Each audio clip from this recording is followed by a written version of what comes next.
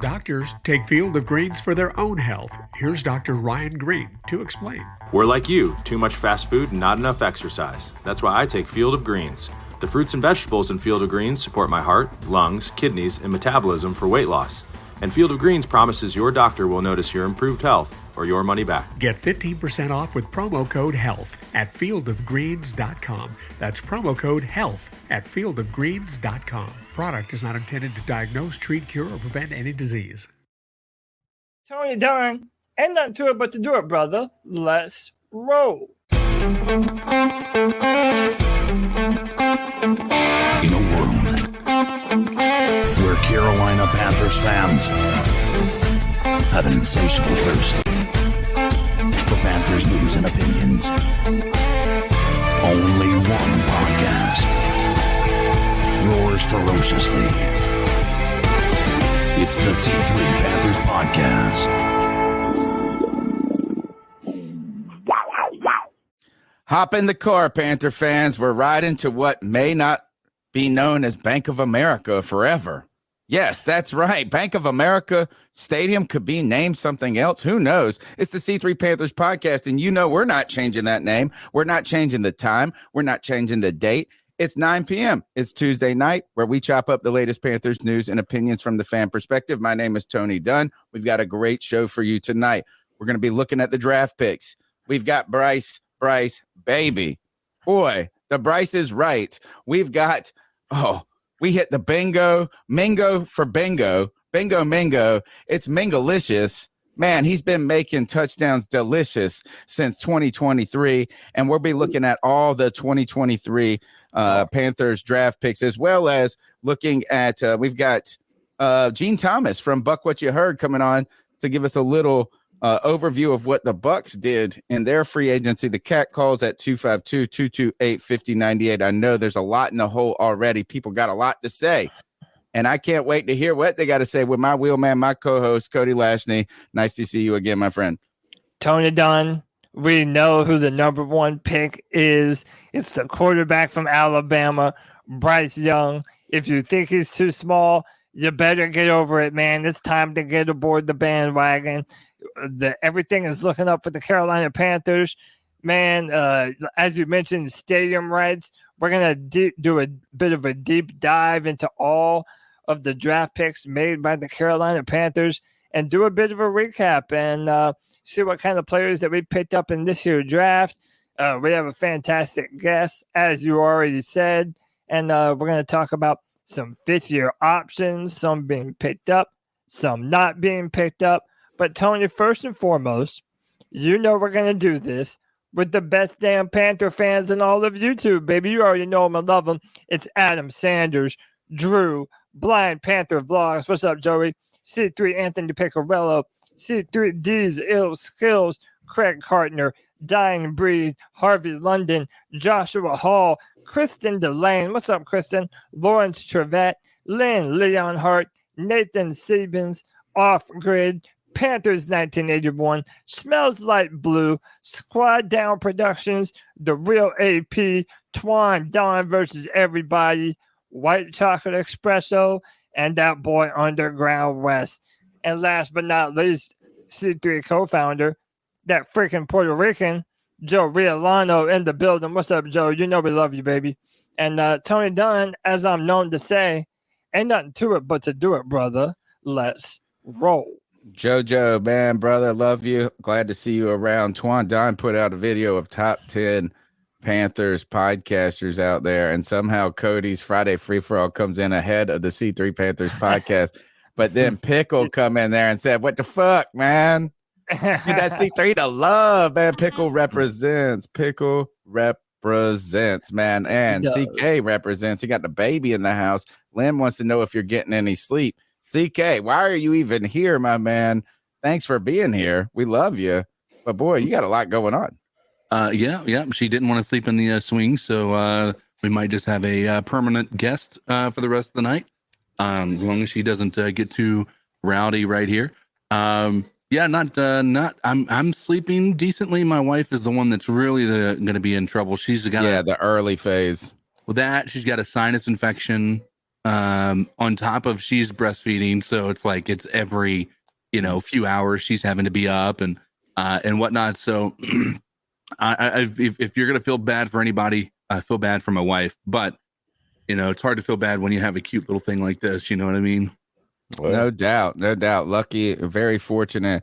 And speaking of breastfeeding, Greg, I tuned into the Geeks Chasing Squirrels through the Multiverse podcast last week. Somehow the boobs interview got broadcasted on our channel. Yeah, I saw that. Yes, sorry about that. Wild, which is fine. And I took everything in my might to resist some comments in the comments of the YouTube chat. And when it was like, got big things going on, big boobs going on. The interview, poor girl was having some struggles. She was struggling on the technology. She got flustered. She got flustered in this. And I also almost messaged you and said, the only thing that's going to save this interview is seeing her boobs. The best part was when she called in on the phone. Had the camera on, but then put the phone to her ear. She was that was great. Yeah. Greg, welcome back to the C3 Panthers podcast. What's up, man? Tony, the best thing about the position that we're in, draft being over, is now instead of talking about are we going to get it right, it's did we get it right? It's so funny because it's the exact same conversation, just changing one word in the sentence. Oh, I know. I thought it was going to be totally different, but it's the exact same conversation, just slightly different. So I'm not insanely thrilled with any draft pick that we had this year. I'm happy with them. I'm okay. Like we're gonna break them down because none of the guys that we picked were anybody that I had picked in any mock draft that I did at all by any means. But I'm happy with what we got. I'm gonna deal with what we got, and I think we have a decent team moving forward. I just hope that everybody works out the way we're planning on them working out. Greg, speaking of that, when we got through, I guess it was kind of just in the draft week, I was just kind of exhausted by the discussion. This is how I get every year. And I know we're hyper focused on this, right? I mean, we write about it, we talk about it, we do multiple podcasts about it. So we have, sometimes I forget that too, that not everyone who listens to the show is listening to everything that we're listening to. You know what I'm saying? And sometimes I think like, oh, why are we talking about this? This feels so dated to me. And people are kind of just, getting their bearings in a different way.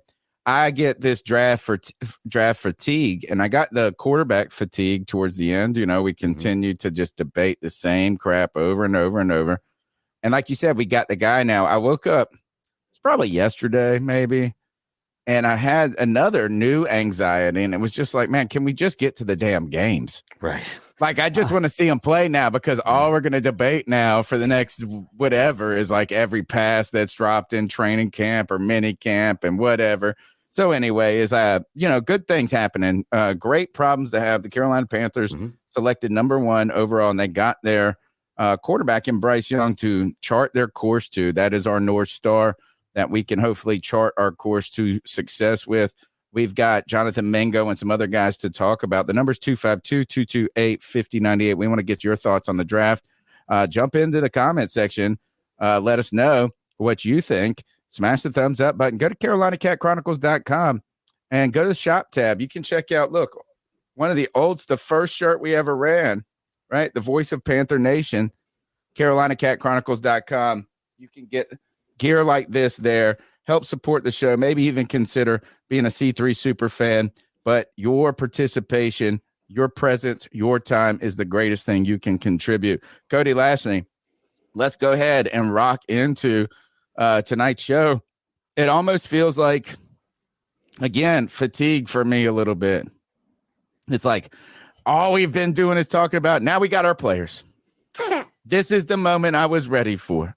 Look, even the little baby is ready for this. Yes, We've got our guys. Bryce Young's the number 1. Bryce Young era begins. I heard today on the radio, Mike Glennon, former NC State quarterback who played with the Tampa Bay Buccaneers and then went mentored. He was there when they drafted Jameis Winston, then he was in Chicago when they got Mitch Trubisky, and they asked him what Bryce Young should expect. And he said this: everything in OTAs, rookie mini camps will be about Bryce Young. Like the whole world will now gravitate around this young man right here. The number nine guy right here, Matt Corral, coughed it up. I wonder what the cost was. That's what somebody needs to break on Twitter, is how much did Bryce Young pay for the number 9? Or did he have to pay it all? That's the thing. If I don't really know that if Matt Corral did have to pay or not, because the way that it's being made to seem is that Matt Corral kind of always wanted to wear number 2. DJ Moore had it.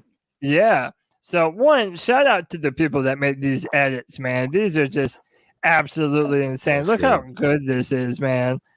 Yeah. Just as cool as can be. But from what I heard and what is being reported, Matt Corral had previously requested to go back to number 2. So I don't even know if he made Bryce write him a check. I kind of think Matt maybe just did the good guy thing and handed over that number 9 and went to 2. Again, I don't really know how it works. I don't know if you have to pay the guy for the number that he's already wearing or not, but Bryce Young is indeed wearing number 9 for the Carolina Panthers. And I titled the show tonight, Welcome to the Bryce Young Era. You better remember this, man, because this is going to be a start of an entirely new era in Panthers football. From the coaching staff to the front office to the players on the football field. You know, we're going to look back at these times in about 10 years and be like, man, we have come a long way since drafting Bryce Young number 1. So he is our number 1 overall pick. The Panthers put out young one. And just for a little bit of size comparison between him and our very own Brian Burns, there's a bit of a difference. But hey, wait until you see them both in pads. Bryce Young will look bigger in pads. So will Brian Burns. Yeah. Hey, can I mention? Go ahead, Greg. Well, I just want to mention something real quick. You know, we'd mentioned at the beginning of this how Bryce Young's going to be like the talk of the town around the NFL for the offseason and everything. I don't think so. I really don't. Like, as soon as the draft happened, I'm ready to start listening to all these podcasts to talk about the draft and all this and that. Every single podcast I listen to just totally skipped over Bryce Young to say anything. As a matter of fact, Around the NFL podcast, which is sponsored by the NFL, started at number 2, breaking down all the draft picks. Because everybody was just so sure Bryce Young was going to go number 1. So my thing is, if he's supposed to be so great, why is nobody talking about him? I think that's a Panther thing, Greg. I think it's not even a Bryce Young thing as much as it's just everyone perpetually sleeps on the Carolina Panthers because we're an afterthought. Yeah. And no one is going to mention the Panthers or take us seriously until we start putting some W's on the football field, and not a moment sooner. We even went down in power rankings after drafting the number 1 quarterback on the board. Dude. It's so dumb. So you're telling me we got worse drafting Bryce Young? That doesn't make any sense to me at all. Like, it doesn't make any sense. Does that tell us, certainly we believe it's part Panther thing, but one is a media thing, and not just with the Panthers. Is Bryce Young sexy? As in discussion sexy, he's just, is like, is not the, I don't know, are the big highlights there, or is it just like he's just so complete, that it's just kind of hard to capture his greatness in a soundbite. There's also polarizing, right? There's a difference between someone being good and being polarizing. Mm-hmm. Cam Newton had this effect. Donald Trump has this effect. Barack Obama. I always compared Cam Newton to Barack Obama, and people were like, what the hell are you talking about? Like, look, you either love Barack Obama like I do, or you hate him. Like, there's very little middle ground for people like Cam Newton, Donald Trump, Barack Obama. And I think Bryce Young has a lot of middle ground. I don't think it's like a person goes, oh, I love him so much. I got to defend him against all the people. Like, nobody really dislikes him. So how can you, It's just like a decent dessert. But the Again, problem is he's like- that's what everybody was doing to speak him into the number one position was talk about how great he was and that he's head and shoulders above everybody else. And then just like he gets drafted number one, it's like, okay, he's the number one guy. Let's go on. Yeah, no, don't I know. do find that ironic, Greg. But to me, that's not an indictment on Bryce. I To agree. me, it's just Yeah. to me, it's 100% what people think about the Carolina Panthers. And by the way, like, I've made this point before. Like, if you juxtapose Bryce Young with Cam Newton, they're literally polar opposite people. Yeah. Like Cam Newton has this personality that's very like he's cool. You never know what he's gonna say. There's like this air about him, but Bryce Young, he's very soft spoken, guys, and he wishes everybody well. And He I'm wears gonna go out Crocs, there- probably. I'm gonna He go probably out wears there and- Crocs. I'm gonna go out there and do my best, boys. know. He has that. He It's has that boring. very It's that boring. very right. So what That's I'm everybody wanted. ultimately trying to say is that when people are going to start talking about Bryce Young, it's going to be because of what he's doing on Just the like football Pat field. Mahomes. Yeah, Like Pat and it's Mahomes. going to be even more impressive once he starts to ball out. If he does ball out in the NFL, the fact that he's 5'10", 195 pounds, like that's going to be even more reason to talk about this unprecedented quarterback for the Carolina Panthers. Can I also say, I think it has a lot to do with the fact that people are overestimating other teams, right?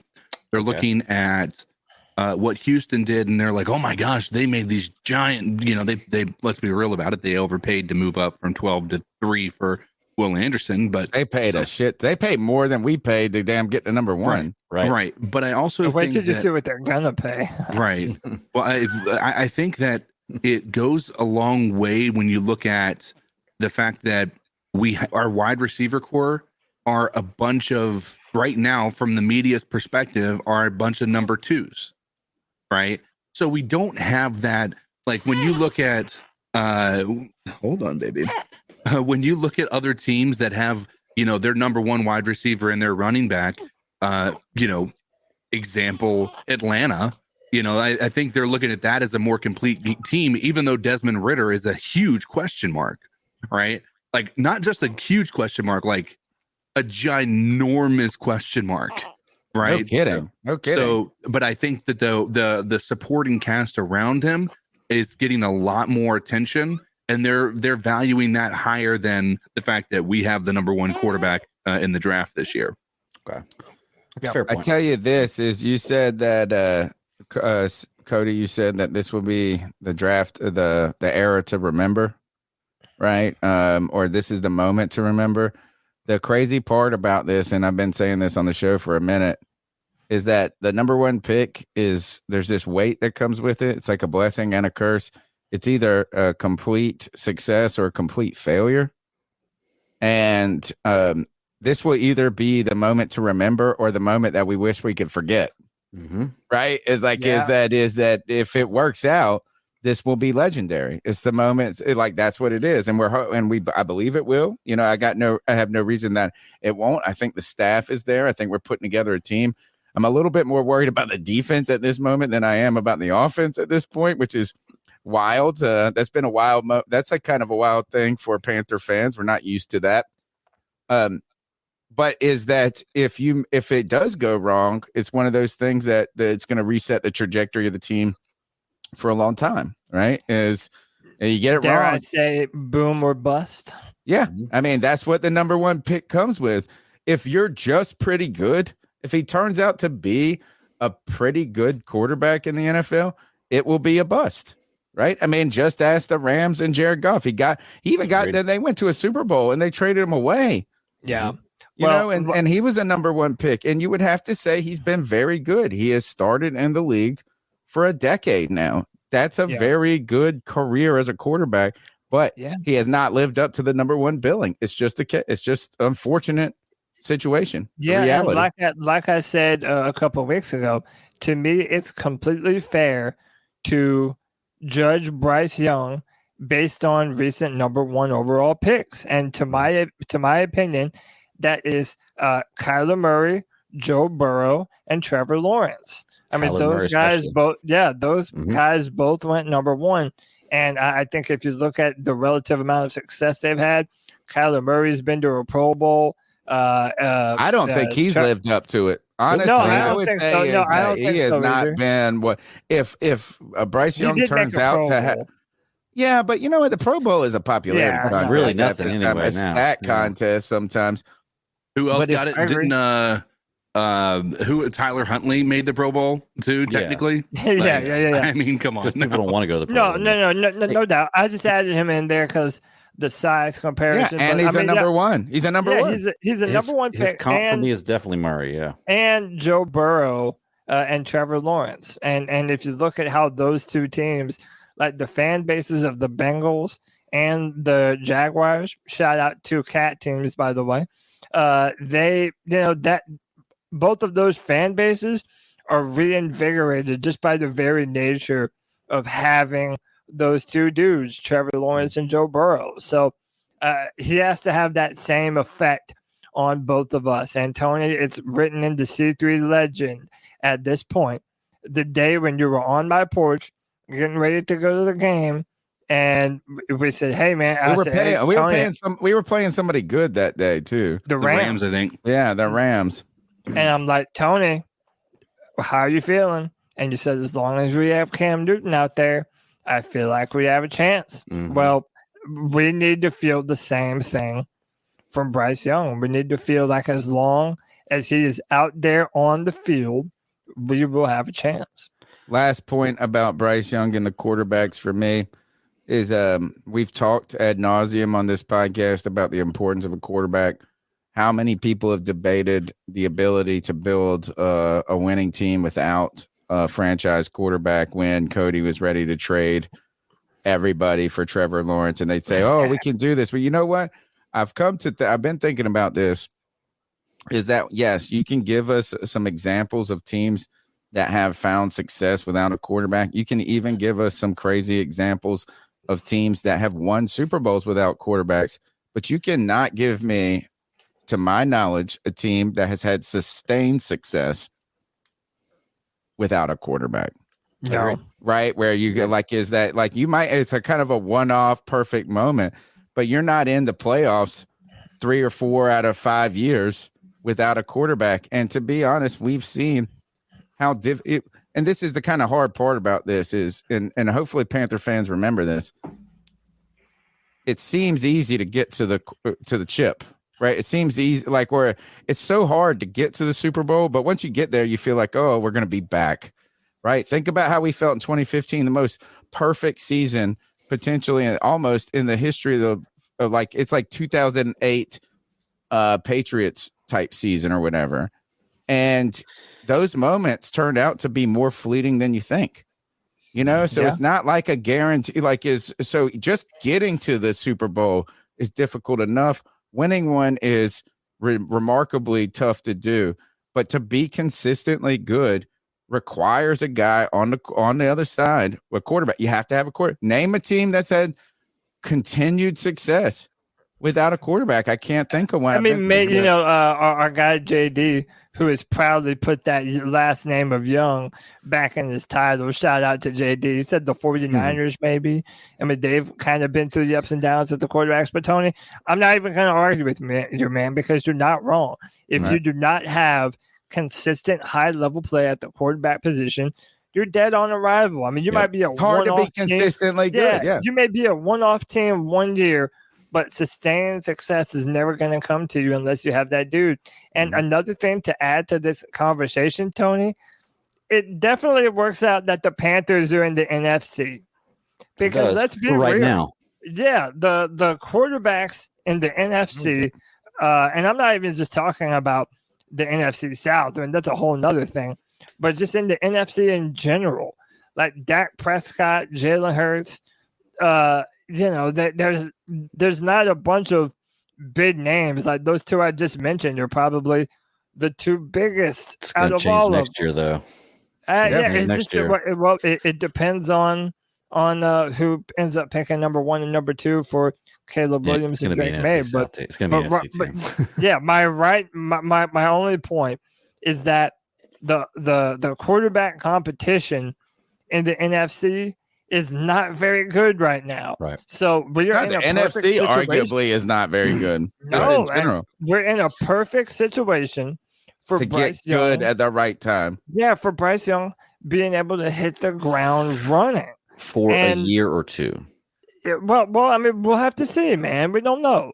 And part of the reason why he would be able to is going to be because of this man, Jonathan Mingo, wide receiver out of Ole Miss, drafted number 39 to the Carolina Panthers. This man is a physical monster. He is 6 foot 2 inches tall, 225 pounds. He broke the Ole Miss record for yards in a game with 247. He has great size, hands, physicality, burst, great route running, and the yards after the catch are really what has people drawn to him. And if you look at the RAS numbers right here, his relative athletic score, I mean, It's he insane. is a producer, man. Yeah. He is a producer. This is my favorite a physical monster. I'm all in Mingo. I'm buying this jersey. This is the jersey I'm buying. Everybody went and got the Bryce Young jersey. Yeah. I am What's his Mingo. number? Is he going to be Mingo 50? That's Chenault's number. No, Chanel's back to 5. Okay. That's what I was wondering when I saw that. Okay. So, Yeah, so did he pay for that? I don't know. That's the thing. I don't know who paid for what. I don't know the rules on all that. I have a list of all the new numbers, and we'll jump in on them later. But yeah, Tony, talk about this pick while I pull up some Senior Bowl clips of Jonathan Mingo in action. All right, so the Carolina Panthers drafted Jonathan Mingo at 39. He was not the talk of the town when it came to draft scouts. I think he was ranked number 12 out of receivers, and Dane Brugler's the beast on The Athletic. Somebody that turned me on to him was T-Money 1993. Check out T-Money 1993 Gaming. But what I love about this is the NFL requires size and speed a lot of times. And now I hate to say that in the back end of, our quarterback being a little person. But this is the type of frame that this is like TO type frame. I mean, in a way, it's like you need a big, fast, and strong wins in the NFL. Like, yes, you can be small, you can do all these, but it's awesome if you are big and fast and strong. And this guy seems to be one of the things is kind of, I won't say odd about him, but if you look at like his center of gravity, is like he really seems kind of low to the ground for a big guy. Like his hips seem low the whole time. Like, and he's not like all over the place. Like when he's running, he's not like frailing and trying to run as like he looks put together. So I see this as the type of player that wins the comp for him in the NFL is AJ Brown. And you know what is that if he's as good as AJ Brown, look at how much of a difference that made for Philadelphia. Now, I brought this up to a guy at work today who is a Panthers fan. I only see him twice a week. So, the last time I saw him was the morning of the draft. And he said, this is our new DJ Moore. And I don't like that comparison. I know people have said this as that a lot of people like his run out after the catch ability, his athleticism, but I think that his size is so much of a different force than DJ Moore that I don't think that that's the best comparison. But I think this, and one other last thing is when we go to BJ, who's the defensive end we get? DJ Johnson. Johnson. Yeah. But I heard Scott Fitter. We got a clip coming up for Scott Fitter, and they're ready to play him from day one. The attitude on this team right now is like, so I expect Mingo. They targeted him. This was the guy. They said they fell in love with somebody in the interviews. This turned out to be the receiver that they wanted. They went and got him. And I think we hit bingo. We hit the Mingo bingo card here, and I'm all in. This is what I'm going to base the entire C3 I'm going all in on Mingo. I feel great about this one. This is the one I want, baby. Yeah. I bet you his favorite food ain't no fucking salad. No. Right. Go ahead, Greg. Well, I was just going to say, Tony, I agree with you. I think that this beyond obviously getting a quarterback, even though we didn't get the one I wanted, is probably my favorite pick of that we had. I didn't know a whole lot about him going again, but watching his highlights, one thing I noticed that I can say is the difference between him and DJ Moore is he catches the ball with his hands. Every single catch, he catches the ball with his hands. He doesn't catch the ball with his chest. It's great. You can watch him, which means that he knows how to high point a ball and he doesn't drop it. He's got sticky hands, man. I like this guy. I want to see how he's going to work out in the NFL. And AJ Brown comparisons, a pretty nice comparison. But like I said, go back and watch every one of the passes he has to him. He catches it with his hands and brings it to his chest. Attacking, strong hands, attacking. This is like my favorite pick of this draft. And maybe I'm just secretly hoping to find that second wide receiver or that big wide receiver we've been looking for in the second round for so long. We go back to the days. Look, Brandon LaFell, drafted in the second round, 6'3", 215 pounds, big and fast, couldn't catch really that well.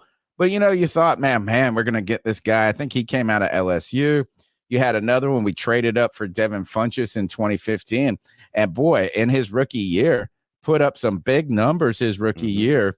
And arguably, sadly, I mean, if he would have caught some of those footballs, he would have actually turned out to be a good receiver. Well, Devin Funchess, protein on that salad is what he needed. Yeah, problem was he didn't learn how to eat protein until. And then the best part, his last year in Carolina, right before he was leaving, they did like a personal special on him, and he was like, "Oh, I've learned how to cook. I really like how to cook now." And it was like almost was like, "You don't cook salad, you've been listening to us talk shit about you and your salad. Now you just be like, hey, my favorite food is steak."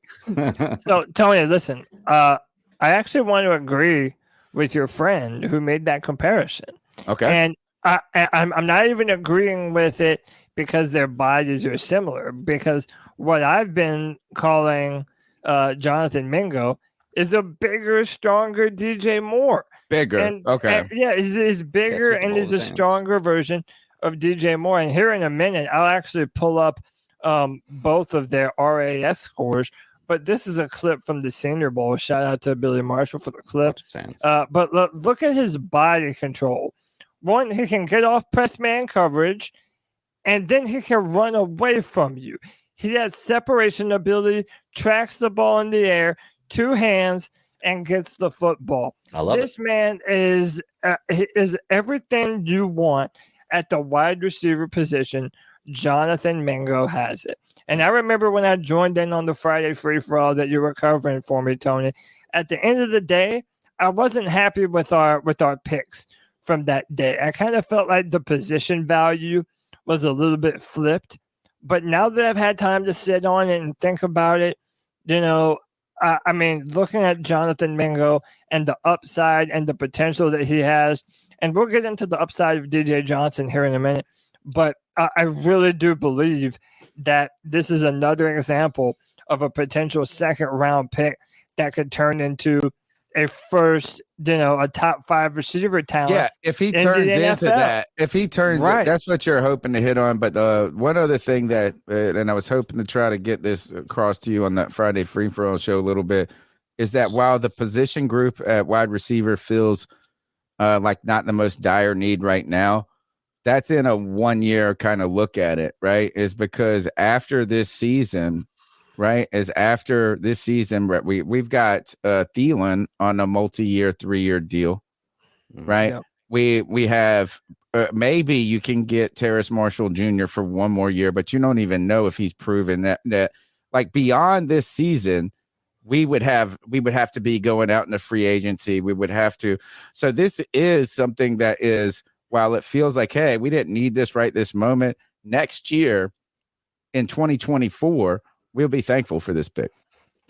Oh yeah, sorry. And look, they're gonna get better with time, and a lot of people compare him to Brown. And again, I like that comparison. It's kind of he looks a little thicker to me than Brown. Like he doesn't look as I think Antonio Brown and Odell Beckham. I think Odell Beckham Jr. and Antonio Brown have more in common than these two guys than Mingo has with Antonio Brown. Okay.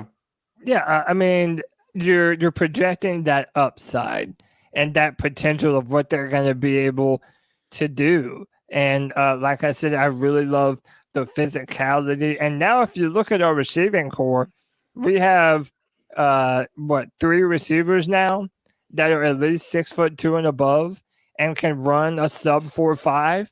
Like, So we got really tall receivers and early. Yeah, and that's perfect. Our short quarterback has a bunch of skyscrapers to be able to throw the ball to. But CK, Greg, any other words on Jonathan Mingo before we? Yeah, go ahead. Yeah, I mean, I have one. I mean, it's the way that I look at this is it's similar, and this is the hope, right? The Minnesota Vikings traded Stephon Diggs, right? And we went to the Bills, and then they ended up picking up Justin Jefferson that year, right? It was a great move for Stephon Diggs. It was an even better move for the Minnesota Vikings. Yeah, who also went out and got a receiver this year too. Yes. Right. So watch for him in fantasy. So. Yeah, so I mean, the reason I bring that up is when you look at these guys and you see that, that DJ Moore is probably going to be in a better situation in Chicago, but Mingo might have the best situation that of many of these receivers are going to have. He is going to have a potential to be the number one guy, right? You talk about Smith and Jigba, is that what his name is? Who went to Seattle. He's going to have to play behind 2 number 1 wide receivers in Tyler Lockett and DK Metcalf. Yeah.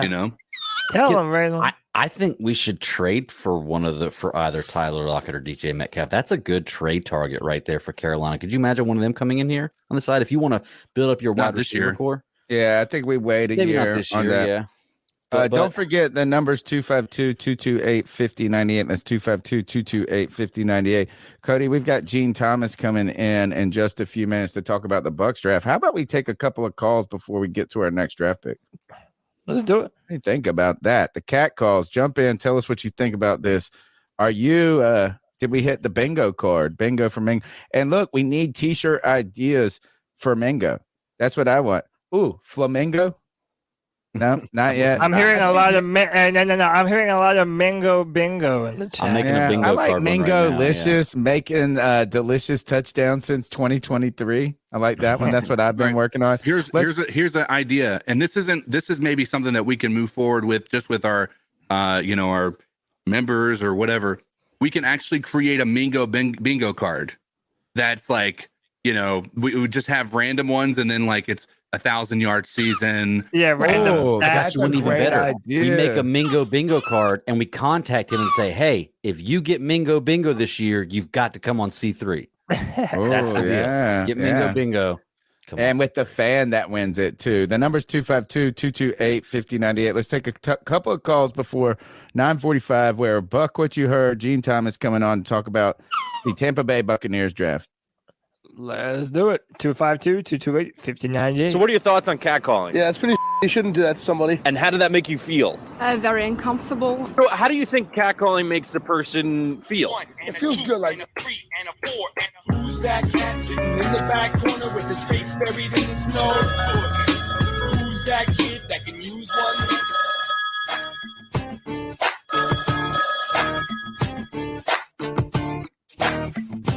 Panther fans, Bryce up, son. Welcome, Bryce Young, man. We love you, buddy. Welcome to Charlotte, man. We can't wait to see you in Carolina Blue. I can't wait to see you, man. September can't hurry up. Panther fans, man, let's support this guy. Let's wrap our arms around him and love him, man. I can't wait to see Bryce Young in black and blue, man. Keep pounding. M-I-N-G-O, M-I-N-G-O, M-I-N-G-O. And Mingo was his name. The chat always wins. Lynn says that the shirt's too long. The idea, though, kind of, and you're right, but just Mingolicious being the big part, and then like a little tag, kind of like established 2023. Like 2023 wasn't a good year for the Carolina Panthers, but I'm trying to make 2024 a better one for myself. Get started on your resolutions with Factor so you're ready for the new year. Factor's ready-to-eat meal delivery takes the stress out of meal planning and sets you up for success in the new year. Skip the grocery stores, prep work, and cooking fatigue. Instead, get chef-crafted, dietitian-approved meals delivered right to your door. With over 35 meals to choose from per week, including keto options, Calorie Smart, Vegan plus Veggie, and more, plus over 55 weekly add-ons, you'll have a ton of nutritious and flavorful options to kickstart your resolutions. Skip that overpriced takeout trap. Factor is cheaper and way more delicious than takeout. Get chef-crafted, restaurant-quality meals delivered right to your door, and they're ready to heat and eat in just 2 minutes, which means more time for you. Head to factormeals.com/C350 and use the promo code C350 to get 50% off. That's code C350 at factormeals.com/C350 to get 50% off. Delicious since 2023, but you're right. It's all a working project. The mango one is tough. I wanted to do Mango Unchained. And it was like, wait a second. That's kind of cool. That's kind of I know, cool. but it goes too. I know. You know the like in Australia they say a dingo ate my baby. I think that's what I think. A mango ate my baby. Or a mango ate my corner. Yeah, exactly. Like that. We can't do Mandingo. We can't do Mandingo because if you go back to the movie Mandingo, it's like an awful not good. So like anything that comes to mind with Mingo also has a negative connotation. So we got bingo, Mingo, MINGO. Maybe that's what it is. You definitely have to do the bingo cards. Yeah, I love it. The mango card. It's the mango card. All right, let's take another call real quick. What's happening, C3? This is Hemlock. I was just reading that our undrafted free agents that we picked up. What up, Hemlock? And did we not get the coolest named person ever in the history of football? Inside linebacker, Bumper Pool from Arkansas. We have to start him day one. You cannot go wrong with Bumper Pool. Do you guys remember Bumper Pool? I do. Keep pounding. I have not. Have a great one. I have not seen a Bumper Pool table in a decade at least. More than that. Go to an Airbnb in the mountains. They're in all of them. They have the little. It's like they're in all of them. It's like playing. What would it be like? It's like pool mixed with the last hole of putt with a. Like the disappearing ball at the putt place where you have to hit it between these little bumpers. Gosh, it was so hard. Bumper Pool. How is that someone's name? Literally. Is that real? The number's 25. Colt Naylor on your football team. And yeah. Now he's with Seattle Seahawks now. He signed undrafted free agent. I don't know why you think that name is so wild. I think it sounds awesome. I don't know. Maybe it's Naylor. I don't know. All right, I would name my kid Willie. I'm just saying. I got you. One last call before Gene Thomas from Buck What You Heard comes on the show. Thanks for your support. Smash the thumbs up button. Be a part of the conversation. What's up, C3? It's from Charlotte. Hey, yeah, so happy the draft's over. It's May now. Only 3 more months until NFL games start. So it's awesome. So glad we drafted Bryce Young. So happy here. Yeah, really excited about that. I mean, he's coming into a great situation for a number 1 pick. This usually does not happen at all, and that's the main reason why number 1 picks, it takes them about 2 to 3, 4 years to make the playoffs and get it going, because you usually built up. But the unique thing is about our Panthers just haven't had the quarterback, over the past 5 seasons. So it's awesome that we have someone to put all our eggs in one basket in and get behind this guy. But I do want to talk quickly about any leftover off-season moves. First off, there's a couple picks that I'm skeptical about from the draft. I like Bryce Young, obviously. Chandler Zavalda, I thought was a great pick. I think he's going to be great for us. He's a big guy, and it's great that they're advocating for making our offensive line good. I like the Jonathan Mingo pick. I think his ceiling is A.J. Brown, which is awesome. Building for the future with that one. They're trying to develop a young wide receiver on a rookie contract, which is a smart thing to do. And, the Jamie Robinson pick I like, but I think we have a lot of safeties and hard hitters already, but that's fine. He's a depth piece. He can turn into a starter if, he shows out. The only pick I really didn't like is DJ Johnson. I think we reached for him. Cody knows this. But, yeah, I just think we reached for that pick. But the main reason I called you guys was I just wanted to know your thoughts on Yannick Ngakoue. And how would y'all love to have him on this team? Anthony from Charlotte, keep motherfucking pounding, boys. So to add a little subtext to Anthony's call, Yannick Ngakoue went on Twitter and followed Shaq Thompson and DJ Chark and Brian Burns. So a lot of people are wondering, is Yannick Ngakoue, is there a deal potentially coming for the Carolina Panthers? I would feel so much better if we made at least one more free agent signing at the defensive end position. I was a little bit partial to Leonard Floyd just because I felt like he was a little bit better in run defense than Ngakoue when I looked up some of the numbers and listened to what people would say. But overall, that would be fantastic for the Panthers if we were able to do something like that. Hard to see it in this view right here. White Chocolate Espresso, my bastard son, sent me. He said, you think bumper pool is cool? Check out Kool-Aid McKinistry. That chemistry is Kool-Aid. Busting through the wall. We can't wait for that. Thanks for your calls. We're going to get back to your calls. The number's 252-228-5098. But now it's time to bring in our guest. Man, we are almost on time, guys.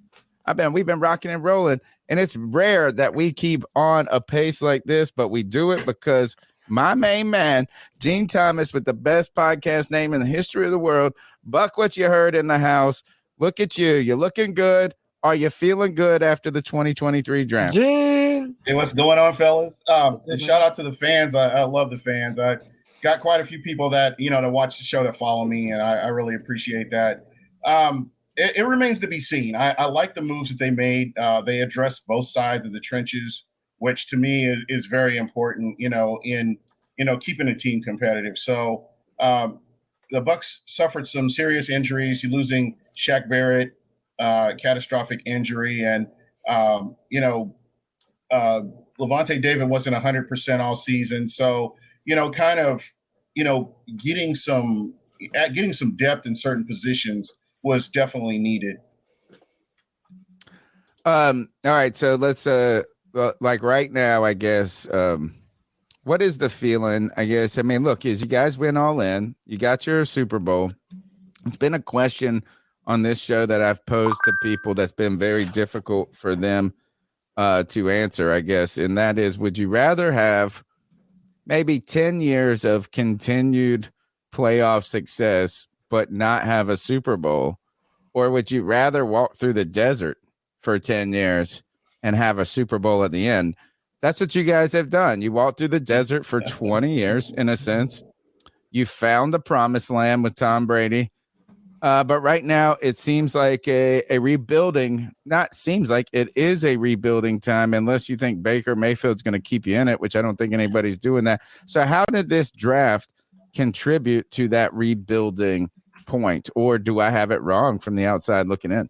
The roles have reversed, Gene.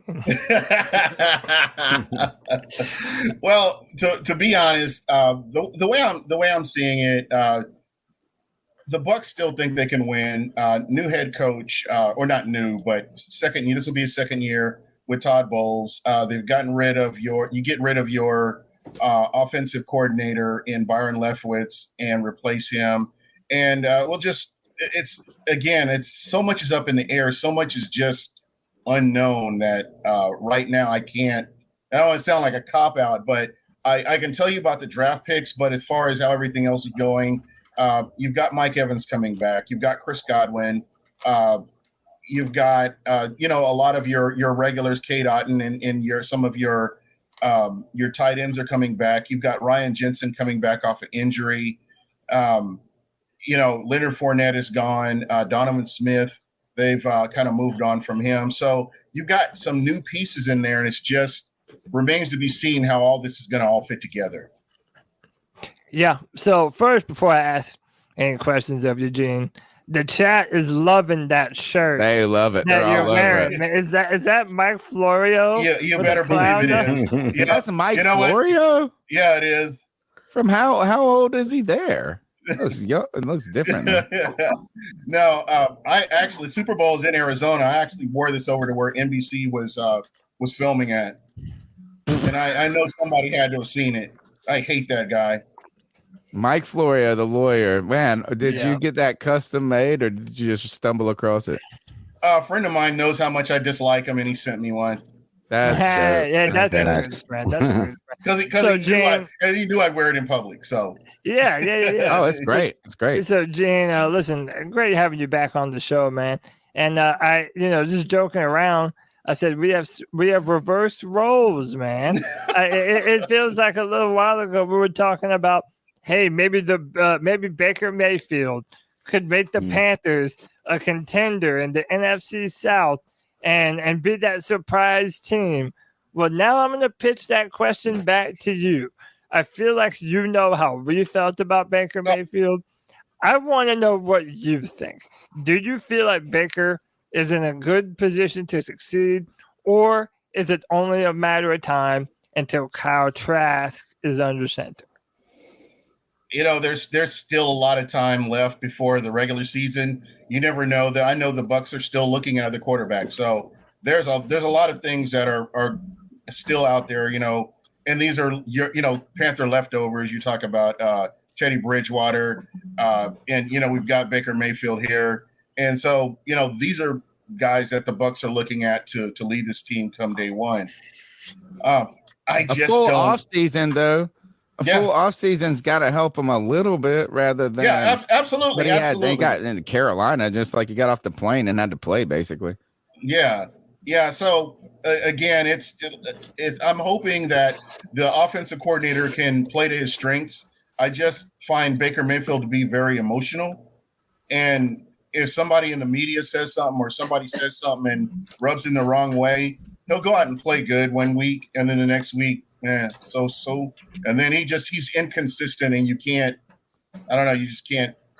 That's just the way his NFL career has been going, I guess is what I want to say. Tell us about your draft. Tell us what you got in the draft and what you think about it overall. Oh, the draft. I'm pretty happy with it. Kalijah Kancey, defensive tackle out of Pittsburgh. I know a lot of people knocked him because he's got shorter arms, but he's kind of built like this is my guy for the Rams, Aaron Donald. He's built like Aaron Donald. And when you consider that, he's been a very disruptive player, and he's really done some great things. I would say, what was this? 14 and a half sacks and 27 and a half tackles for loss in 2 years with Pitt. And he's going to be disruptive. I like the fact that they're going to put him next to Vita Vea, and I feel like if he plays to his potential, what we saw in college playing next to Vita Vea, that could be a real disruptive force in the middle, and it can cause problems for people trying to run the ball. Yeah. Who's next? Round two. Round two is Cody Mock. This is my favorite pick. How can you not love this dude? I think I finally found a player on the Bucs that I like. He looks like a Pixar character. The fact that he's missing front teeth, I was like automatic. Let's get this guy and go fishing. We'll go out and go fishing or smoke meth together. We'll cook a brisket or something together. This guy is what an offensive lineman looks like to me. I mean, him and Ryan Jensen, I can just. If he gets his teeth fixed, I'm gonna be disappointed. He's not gonna get them fixed. He did an interview and he talked about that. Why does he not have teeth? He likes it. What, he took them out? Yeah. How did he lose them? He lost him in the 7th grade in a basketball game. And then when he got to college, he just like stopped wearing them. He stopped using the veneers that he had in there. Like the bridge or whatever. Yeah. That's crazy. That's kind of like Michael Strahan's gap teeth. How it's like a different, personality trait at this point. But I will tell you this: is you don't want your offensive lineman to be pretty. Yeah. Yeah. What I've learned about Tony though is he tends to have a type. It's white guys that look like they're from the Bible Belt in the 1980s. Like between him and Gardner Minshew, like Joe Dirt. I love Joe Dirt and Cam Newton. It's French. And Kid Rock. And Kid Rock. Yeah, and the one thing, Jason Light's done really well with kids from small market teams, small college teams, and I mean, you look back at Ali Marpet, and there have been some other offensive linemen that the Bucs have had, and North Dakota State. I mean, that just is right in Jason Light's wheelhouse right there. Yep. All right, so next up, this is a cool. Go ahead. Okay, no, you go ahead. No, I'm just saying, like, what out of all the players in this draft, is there one that stuck out to you that that you're really loving? Like right now, the Panthers drafted Gabba, who was drafted in the 3rd round. Yeah, like the Panthers are loving Jonathan Mango, the wide receiver that we drafted in the 2nd round. It's got to be Cody Mock. It's got to be. All right, this guy. He's a nasty player. I mean, he plays right up until the whistle, and I think the one knock on him was his pass blocking, but that's coachable. I mean, he's got all the physical tools to really, be great and, get in there and protect the quarterback.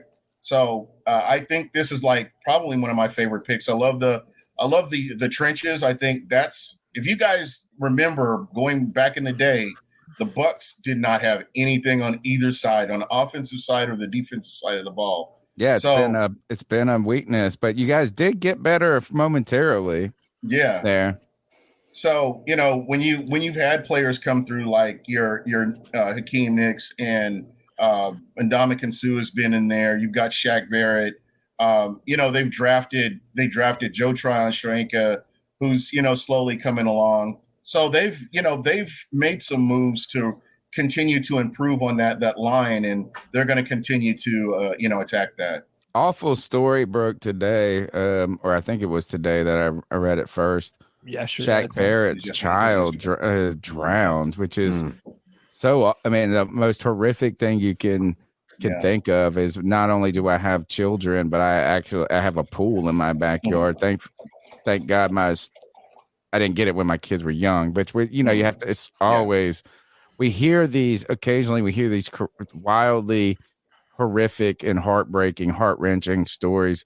So our hearts go out to him, even and the Bucs and his family. Even though we don't like the football team, we understand that these people are really people. And man, I can't imagine living that. It reminds me of a story of and I forget the guy's name. I wouldn't know it, but it's been so long. He used to play tight end for the Baltimore Ravens, and the poor guy had a big full-size truck, and the kid was behind him. And and it's just like you can't. And I have children, and it's like these things can happen to any single one of us. It's so terrible to hear. So hopefully. Not hopefully, is that whatever is. I mean, gosh, I can't imagine living with that for the rest of my life. Yo Gabba Gabba next though. Yeah. What a name this guy's got. What's this guy's name? Yaya Diaby. Yaya Diaby. Now that's y'all's t-shirt. That's y'all's t-shirt genius right there. So again, addressing the linebacker position, that Levante David re-signed with the Bucs, which I was really happy about. And, hopefully this is somebody. He did? Is this when he was saying that he was going to sit out? What did they give him? No, that's you're talking about Devin White. Devin White. Okay. So we'll see what happens with that situation. I'm unsure. Me, I'm honest about it. I'm not going to sit here and be a homer. Devin White is not. You can't give this guy max money just based on his play last year. I mean, he played good, but he didn't play, over the top good where you give somebody a max contract. So yeah, there was one point where people were comparing him to Luke Kuechly at one moment when he first came into the league. I wanted to ask you that, Gene. A few weeks ago, it was a part of our show. There were rumors that he potentially wanted to be traded, gone to another team. And then people were kind of playing clips of him last year just looking terrible. Yeah. Was he just unmotivated to be there? And do you think that they will trade him? I don't think the Bucs are going to trade him. I think they're going to, use him. This is a year where he can get some film out there, and maybe he can get that max contract. But again, there were times where he was a liability in coverage, and there were times where he just was going rogue and not taking care of his assignments. And it's just those are the little things, the little details that make great players. And if you guys know as well as I do, players like Luke Kuechly, he always had an eye for detail. He was always in the right place at the right time. And you didn't see him going out playing rogue. He was a guy that took care of his assignment and kept everybody else in line. He was like the quarterback on the defense when he was on the field. So we just haven't seen him get to that point where he's that guy who's, controlling everything on the defensive side of the ball. It just hasn't occurred. And again, it's one of those things. I just don't see how you can get this guy a max contract. Yeah. Okay. Greg, you want to jump in, or Tony? Yeah, I mean, I'll go. When you look at the way the Bucs have been built, right? They're still the same talented. I mean, really, from a large portion of it, they're still the same team that won the Super Bowl, right? From the roster standpoint, outside of the quarterback. I know we've, and I'm sure you've talked about the quarterback position ad nauseum, as we have as Panthers fans.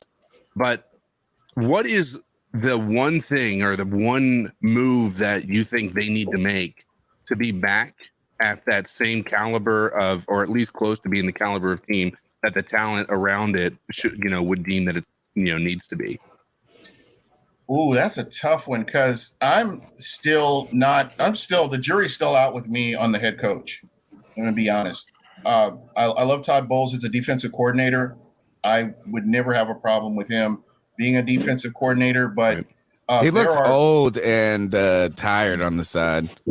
And it kind of reminds me of when Dirk Cutter a little bit, when Dirk Cutter was the head coach, went from offensive coordinator to head coach of the Bucs. And I'm just not 100% sure that this is the guy, because last year there was a game where the Bucs would have rather gone into overtime than taken a chance to go down and win the game. And that's coaching right there. And it was at that point I really struggled to really Good old be Ron 100% Rivera move. Yeah, to be 100% behind this guy, because we're so used to Bruce Arians, risking it and whatever you needed to do, and now you have somebody who's playing conservative, early 2000s, mid 2000s football is what you're kind of seeing. So I hope he can turn this around and lean on his offensive coordinator and let these guys play to their strengths. Is what I'm really hoping for.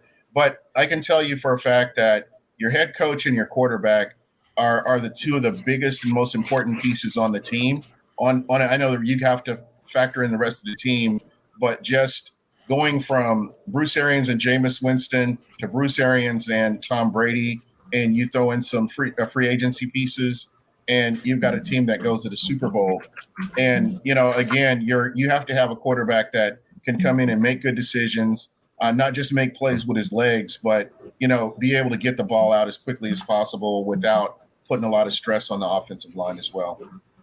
How are you feeling about the NFC South and the layout now going forward as we go in? Because, we get so locked into the way we see our own teams.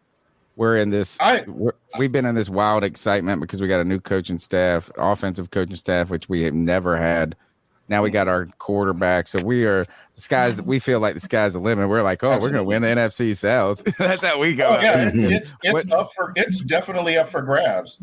I think with the Saints brought in Derek Carr, which I'm not, whatever. And I just think that I look at the Saints and possibly Atlanta competing for, that NFC South title as well. Fantastic stuff. Gene, are you on StreamYard these days? Is that what you rock with? Yeah. Okay, so StreamYard has a rebroadcast to your own channel feature now, where if we did something here on our channel, you can push it to your channel and monetize it yourself and do something. I think this might be the feature that brings back Southbound and Down. We need to make it happen. A once a month maybe, or a bi-weekly show where we get that going on, and we could just talk shit to Atlanta Falcon fans and Saints fans together. You and I just team up together. I'm all for it, especially Atlanta. I'm all for it. I do not have a problem with that. So somehow they were the laughing stock on day one for drafting a running back. And then somehow the media has gone and said they have like an A+ draft or some shit after this. I'm like, the Panthers and the Bucks have gotten the short end of the stick when it comes to these power rankings. It's absolutely hysterical. Did you see Dan Hanzus' power rankings there? I haven't seen them. I haven't seen them. They have the Bucks like listed at like 29th, and they have the Panthers at like 25. They dropped us 7 spots after the draft.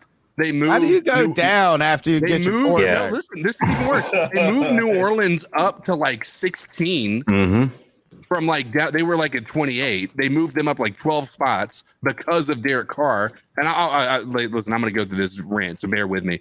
And then they had the Falcons listed ahead of all of us. Like they were listed like at number 20. And I'm just sitting here thinking, all right, let's look at what we have in the. Let's just look at it from an objective position. The New Orleans Saints have no cap space. Derek Carr. That's right? always. Let's just talk about what they have. They have Derek Carr. They have Alvin Kamara, who might not even Kamara be there. He might do some time. Right. Which he really should. He should do some time based on what we saw in that video. Time. Right? Really? Yes. I didn't see it. I need to go find the video. Yeah, I mean, it was clear that he did. Yeah, I mean, I don't know how he's going to have any defense at this, but anyway. But when a lot of people are like, they should go up in the power rankings because they have Derek Carr, who is like a good quarterback. And I'm like, do you guys realize what he did with the Raiders last year with the number 1 wide receiver in the NFL, the number 1 running back in the NFL, the number 1 tight end? Not number 1, but Darren Waller, or whatever that guy was, he's been fantastic for years. Yeah, he hasn't. And listen, I had him as a draft, like in my fantasy league. Right, the dude was absolutely horrendous last year. And you're thinking he's going to go to a new offense, learn again with a new offense with a Michael Thomas who's always questionable. Like that you really believe that this is about to happen. Like I cannot. And Michael Thomas is old. He won't. He's a old possession receiver. Josh in the chat said Carr is old. Carr is decent, and that's it. At the best, he's decent. I'm with CK. I drafted him last year in my fantasy league, and he disappointed me. So I'm not down with the thing.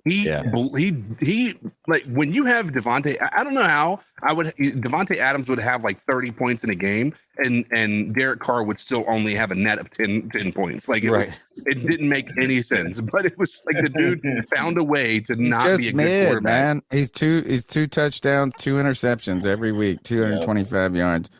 Gene, great stuff. Tell us where they can get after you. Buck, what you heard, man. My favorite podcast title of all times. You've been right. I mean, it really is. It's like, I wish it wasn't for the Bucks or the team. It's such a good the name for the podcast. I always say that when I see you. You've been like us, though. You've been rocking for a long time in these streets, man. It's great. What's funny? Real quick, I'm noticing there have been some Carolina Panthers podcasts that have kind of popped up on my YouTube. I feel like I'd be cheating on my girl if I went and watched them. So I'm like, I'm not interested. I kind of move on. So where were you guys when the Panthers were losing and they were southbound and down basically? But well, I mean, we on these streets, right? Together, we've been on these streets for a minute. I know there's room for everybody else, but when the new stuff comes along, whatever. C3 is where I get my information. I've been getting my intel from you guys, so. This is the best way, guys. This is what we do. This is the same for me. Is like if I want to know about the Bucks or the Saints, I go check out the people that I know that have been doing this and just intimately following it. closely for a long time. They give a lot of good context, and that's what I think our shows do, is we don't just react to a headline, but we give a long-term context of things, to the fact that I'm putting out stories right now on CarolinaCatChronicles.com about how Cam Newton's injury in 2014 and Brian Burns' injury in this offseason could be so, it's not just what's been happening, but what is happening with Buck What You Heard, and how can our fans go find you? When are you going on the YouTubes next? I'll be on tomorrow at 7 p.m. Eastern. Buck What You Heard on YouTube. You follow me on Twitter, Buck What You Heard. You follow me, I'll follow you back. I love talking football, and this is going to be a fun season. Nobody knows what the other teams got going on. I mean, we got a new offensive coordinator here in Tampa and some new faces, and the Panthers just have a totally new look. I mean, there's no film on Carolina this year, so we might be back to normal, Gene, and that is that every year it's a different team at the top of the NFC South. You remember that's how it was for a long time, is that it was just from last to first, from first to last. It kept things exciting. Hopefully we're at the top. Gene, great stuff, man. Everybody go check out Gene Thomas at Buck What You Heard. Man, we're going to be getting back together a lot more now in this offseason. Oh, I love you guys, man. Great show, great content. Keep it up, man. You're the man, Gene. Thank you, Gene. All right, what do we got next, Cody? Good stuff there. Getting a little intel next week. Going to try to link up with our old friend Bob Rose from the Canal Street Chronicles and some other, we rock with a lot of people going way back. It's time to, now that we've gotten the draft settled, it's time to look around into free aid. What have other teams done? And really get some intel about what the NFC in general is, and the NFC South, because yes, we feel like we're in a good position. And I feel like we really have a real opportunity, but we got to know what these other teams are doing. Thanks, Gene, for that insight. What do we got up next? Yeah, man. Well, let's talk about the guy that we traded up into the third round for, defensive lineman DJ Johnson. Now, I feel like out of every draft pick that the Panthers made, this was by far the most controversial. Because nobody knew his name. That's why. Yeah, and also, let's be real. The first highlight that you saw of Budgie was him punching a fan in the back of the head, dude. Like him already. So, the dude has an edge to him. Let me read what's on the screen here. I got you. He played in 11 of Oregon's first 12 games, making 10 starts. Led the Ducks with a career-high 6 sacks, tied for 5th most in the Pac-12. Second on the team with a career-high of 8.5 tackles for loss, 39 total tackles, including 15 solo. And, the thing about played him both sides of the ball, Cody. The year before he played this, and people forget this, or at least not for. And maybe it's not as much in big programs, but I know this happens at East Carolina, my alma mater, a lot. Is that guys all of a sudden will be playing tight end, then they'll play defensive end, then they go and recruit athletes, and then they try to figure out how to use them. So, this past year, it seems like they found his place. He, got some sacks, but they talk a lot about his power and his strength, not just his speed. Yeah, I mean, that's really what you're kind of looking for with this guy. This is his RAS numbers, 8.39. And, some areas he did incredibly well. And then some areas, he isn't necessarily the most nimble of players. He's a very powerful guy. How about this, though? 6'4", 275 pounds. Or 260 is what Scott Fitterer said. I mean, he's probably a little bit more than that. He's listed as a little bit more than that. This man is powerful in the hands. So one of the things that you're going to love about him is his ability to defend the run. And that's part of the reason why Panther fans are starting to warm up to this pick.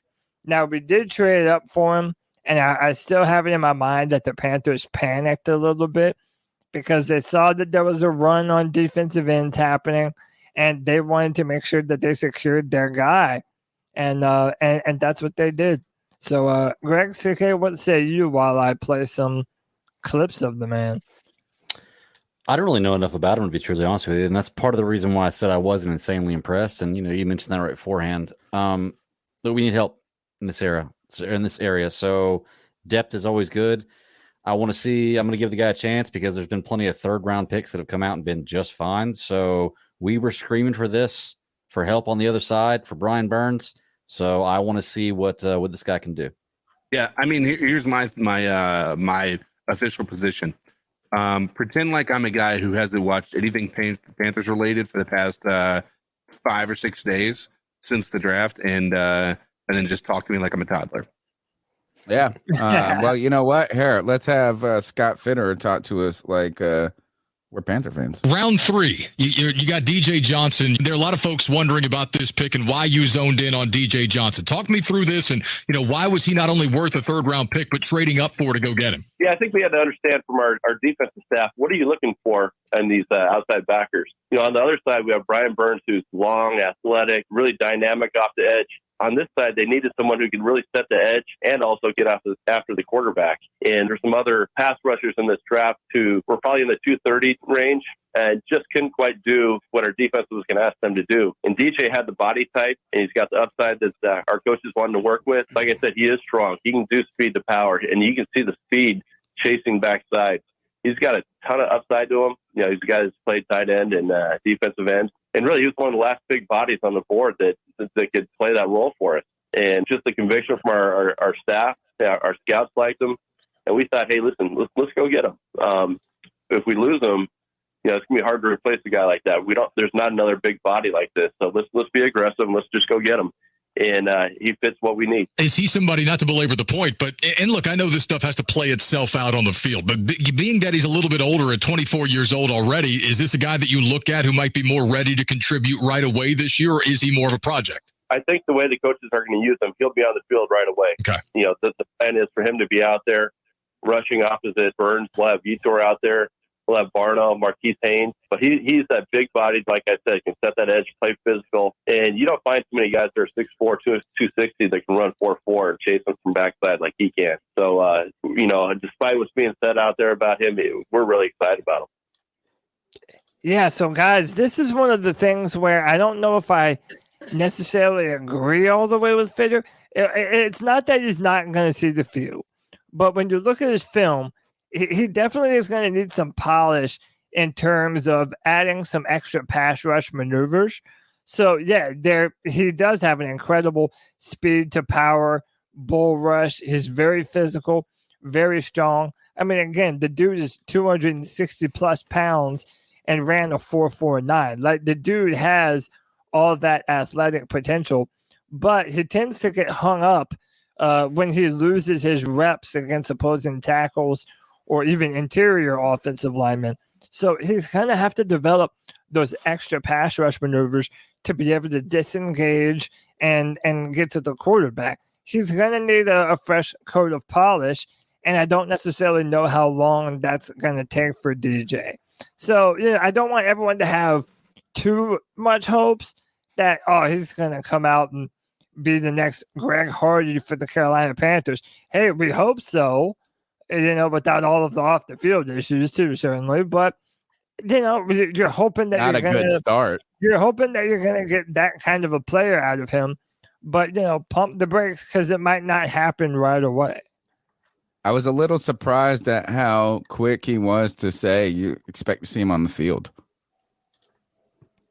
Yeah, he said they plan on putting him on the field. I mean, I was a little surprised because usually they just go, we're going to it's competition. But I mean, he really is backing this pickup. I wonder if he's feeling kind of not the heat, but hearing the news, hearing the words about the trade up for him and some different things there. But, they went and got a player for a scheme. This is a scheme fit player that they went and got. I tell you this is I've never had a 3-4 defense for the Carolina Panthers that worked. Right. The only times that we've tried to do it have been forced, and maybe the personnel and the coaching wasn't best at it. Now the 3-4 defense has always given us fits, given us crazy fits as an offense. But one thing though is going back. There was a time, Cody. Now the typical defensive end, like there was a time where they didn't have the term edge. Right. It was just defensive end. They didn't call him edge. Like it's like, oh, this is a pass rusher. Oh, like that's a specialist. But there was a time where teams were trying to find these magical players. Maybe not like a Julius Peppers, because maybe Peppers is actually a guy who actually could have potentially done it. You know what I'm saying? Like is big and fast and agile enough, athletic enough where he can get in a cut, like do these things. But we saw even this is problems with Brian Burns. Like it was like you're dropping back your best pass rusher in the coverage. That sucks. But the NFL has always been looking for players to fit the 3-4 defense. And it is a skill. It's a physical skill set that you have to go after. Maybe not just a great player. The guy that comes to mind is a dude from Kinston, North Carolina that went to UNC Chapel Hill, who a lot of Carolina Panther fans wanted at one point. And I think it was about 2012, maybe. He went to the New York Jets. His name was Quentin Coples. He actually, I think, played for the Panthers on our in the preseason or something, you know, like in the training camp and got cut or something like this. But you know, you're always projecting on a skill set in that 3-4, and that's the tough man. Until I see the 3-4 defense work for the Carolina Panthers, I'm still gonna have a little some trepidation. Well, also one of the downsides of a 3-4 is that it's not necessarily the greatest against defending the run. And to me, that's why how you beat it, right? Yeah, like that's why they drafted this guy, DJ Johnson, because he's big and powerful enough to be able to set a physical edge when these nimble defensive backs are bouncing it to the edge. Hey, you want to see him punch a fan on the back of the head? Why not? I mean, maybe they deserved it. Hey, this is. And by the way, credit to Big John from One Carolina, because I heard him say that first on his show, and that was very funny to me. That this really is the first thing. If you were on Twitter after the pick was made, this is the first thing that you saw. This is how we got to know you. Oh. Yeah, his coaches were mad as hell. On the road. A guy with a cowboy hat. It's the dude in the cowboy hat. He said. And he just goes,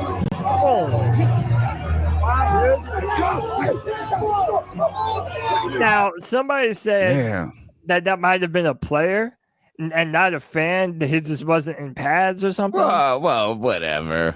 Still okay, well, you know what? That probably doesn't make it. I'm just telling you what I heard, brother. I wonder. I'm surprised. You know, is at least he? Well, you know, one thing we haven't heard is what was it when Myles Garrett got into this? You know what he said. You know, there's a way. Like we haven't heard that. It's like there's a reason that I did it. You know, I wonder. I mean, obviously, the guy said something. You can't be that upset about just losing a college football game. You never know. I mean, maybe he just hates to lose. Okay. And he hates dudes in stupid ass cowboy hats. I like him already. You know what Deion said? Deion said, I want my quarterback from a two-parent household, and I want my defensive ends that punch fans in the back of the head. I said that's what I heard. Yeah, Deion's funny, man. He's old school in that way. Well, let's continue. We're almost done with the draft picks. And I mean, listen, if not for the Jonathan Mango pick, this might be the true fan favorite, Tony. And it's Chandler Zavala. Hey, you're messing me up here, bro. My bad. All right. So Chandler Zavala and I'm NC State guy, which you know is and we wanted. They play together. Him and Kim and Kwanu played next to one another. But listen to this, man: 615 pass block snaps, 0 sacks allowed in his career. This is not season. This is a career, and 1 quarterback hit allowed. I mean, this dude is a mauler at the guard position, and there's a clip. Walala, it's Zavala. Zavala packs a wallop, makes you want to holler. Hey, can I ask what's going on with teams now wanting to team up players who played together in college? And I get it to a certain extent, it's great, but are you basically just letting college coaches set the rosters for the NFL now? No, I think Did you notice this? it's Like, probably a big. I don't think it's that they played together. I think fans make that link. I think no. we make. There are a ton of teams who are drafting players who played together in college. Look at Joe Burrow and his wide receiver. Look at the offense. Well, that's a different story because Like, that's like a connection thing. And by the way, Jamar Chase and Joe Burrow also had like together the most phenomenal. But Greg, I college. would even say that it's more important for offensive linemen because they work in such a tandem, and the fact that these two dudes have a history literally playing right next to each other. In fact, here they are. This is, I believe they had, so this is him at guard, and this is him at corner at left tackle. And listen, they do a great job of making a run lane for that running back. I mean, they have history with one another. And I love that you see my man being able to pull. This is what NFL teams do now. You have to be able to pull your guards across the formation and get a blocker out in front of your running back. And Miles Sanders is going to be able to take advantage of this type of stuff. He's an East-West guy. Yeah, Miles Sanders. Right, the type of chemistry that him and Icky have, that's probably a real benefit to why they drafted him. I'm interested in what they do at left guard now because I've been a big fan of Brady Christensen, and everyone's trying to relegate him to the bench like his, they want him to be a swing tackle or something. And why? He really stepped up into an important role last year. Right. And he never played the success. position before. Those are people. Actually, I don't know who's actually saying it, but there were a group of people who didn't like Brady Christensen. Maybe they were reacting to you because you loved him. Maybe these are a certain group of Panther fans that said, "Oh, because Cody doesn't like him, we're going to dislike him." Right. Yeah. And then they lock on to Cade Mays somehow, and that like all of a sudden he's supposed to be phenomenal. But the line was at its best when we had Brady Christensen and Bradley Bozeman. Yeah, that's holding like it's holding like crazy. Yeah. Yeah. That is the definition of holding. Yeah. That's the worst holding you can do. You're not even holding on don't the show inside. this anymore. It's not making me impressed with this guy. Turn that off. Brady Christensen, you are winning right now. No, but like I am excited about this is that we were searching for, what did I say? Is like continue to load up at these position groups. And we were doing these mock drafts, man. And we were trying to find these guys. And if you like this dude, was he 64? Yeah. You can't. No, that's not a hold. That's a position. You grab him and throw him to the ground. That's not a hold. No, dude, that's like a judo toss. You're flipping him. You're not grabbing him. You can do that. Yeah, and dude, my man is a beast, man. My inside the pads. But that poor little guy, look at that. What's he gonna do? We gotta see what he's gonna do in the NFL. Yeah, he got parallel with the ground look. Yeah, man. But hey, look, is keep adding. He didn't give up a sack in his entire college. He only had 772 holding calls, though. Right? No, I don't know. It looks like he likes I'm to grab happy. a lot of jerseys. All I'm saying. Zavala, make you want to holla. And let's see. This is we're shopping some things around here. Greg's in the background. He's in the lab. Yeah. What we got here? We got a little Mingo Bazingo. Yeah. What we got here? Let's see what we're working on. Let's see. And you know what? We need this is that so many of our fans, or not our fans, our community, have taken such an investment in our show, which I love. They joined the C3 gang on Twitter. They send us clips. We've had people design backgrounds for us. Who was it in Germany? Like it was Coach B designed one of our backgrounds. Yeah. Right. So we love when you guys take ownership of this show. Remember, CarolinaCatChronicles.com is our sandbox. If you want to write, you want to do anything. If you want to find a way of an idea for the website that doesn't even have to be an article, it could be some sort of feature that we can do of whatever. We want you to make C3 because we can't do this by ourselves. We haven't done it by ourselves, and it's not for us. It's with us. We're doing it together. So if you got ideas, if you've got some design skills, particularly for t-shirts, which would be great, but you got to use the vector software. I know people can send us a lot of great pictures, like a lot of great images, but it's really hard to get them onto t-shirts unless they're designed in the right programming. That's the key here. Thanks. Big shout out to Lynn Leonhardt, who has been so gracious and designed so many of our things in the past. I've been talking with her a lot lately. Yeah, she's wonderful. I run all my designs by her. Yeah. But that's the thing. What do we got here? What's Greg in the lab cooking up right now? Just a little brainstorming activity here.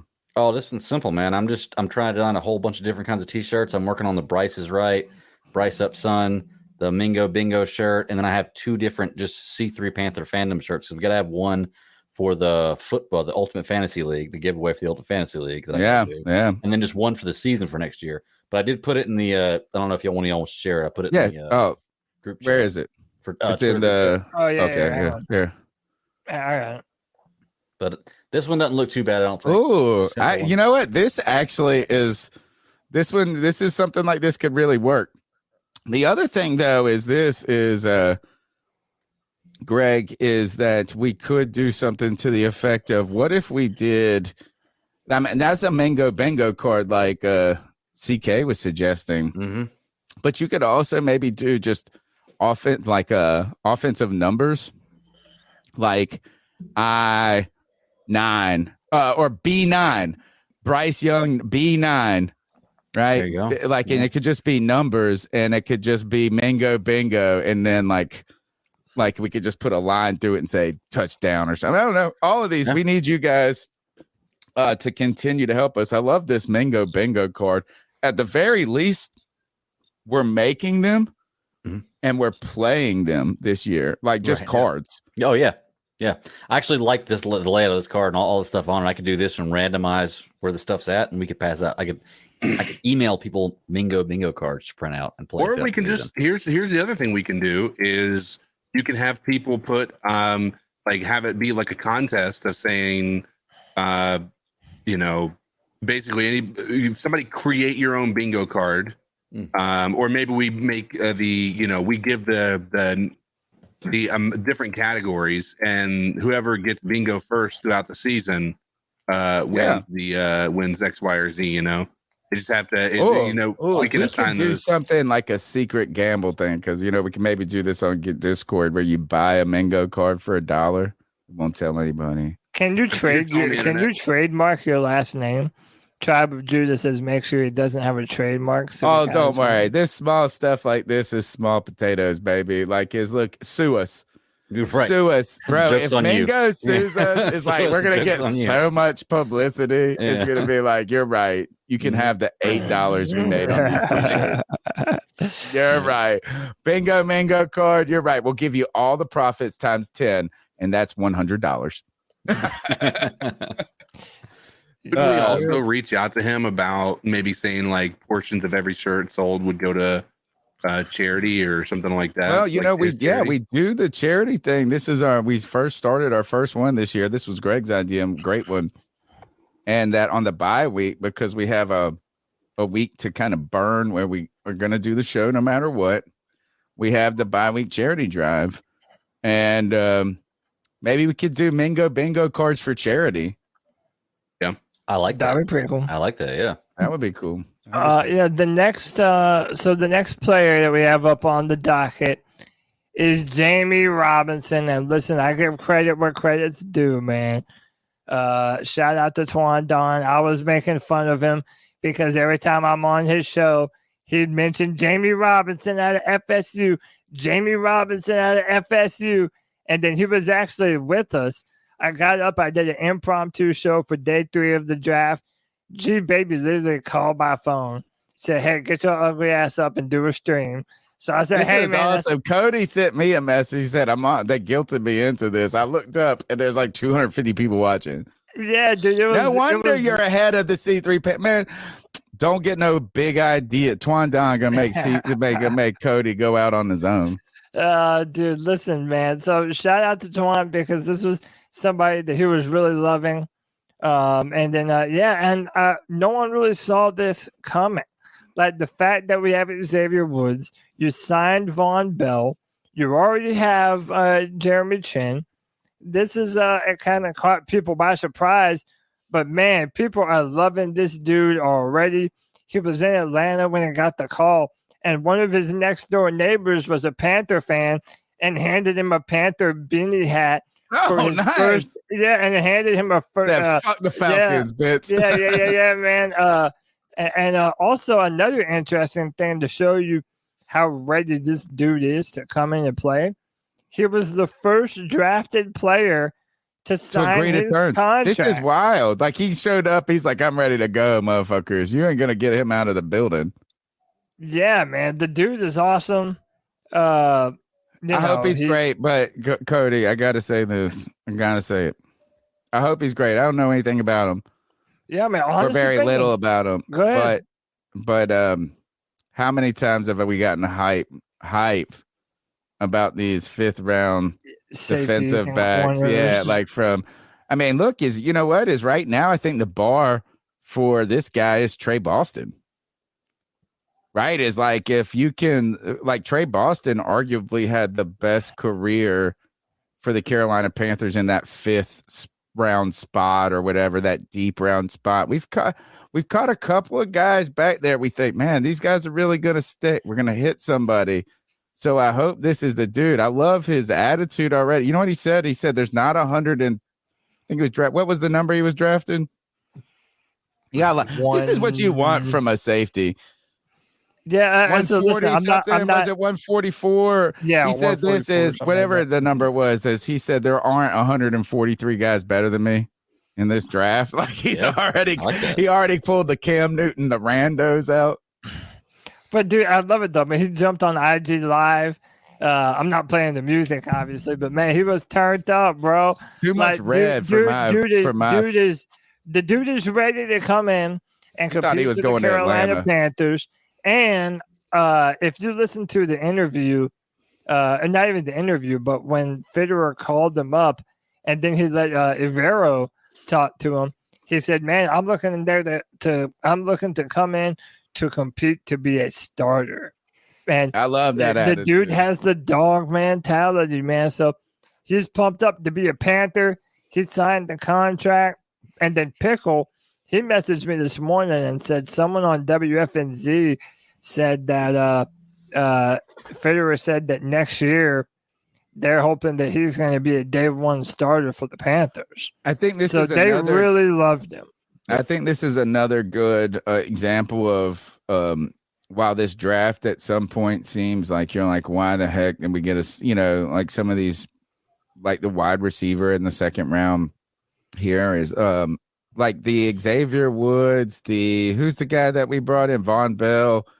These are short-term answers. These are bridge pieces. So I like this idea is that they're looking towards bringing in people that are going to be stepping into bigger roles in the future too. So I think there's some wisdom in the background here about some of these selections that it's hard to see at these moments because we're so looking at this season, what's going on, and we just look at the roster and go, what are our needs?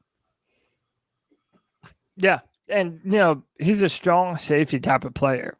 I mean, if you look at his highlights, dude, he is running downhill. He is a thumper. He has a nose for the football.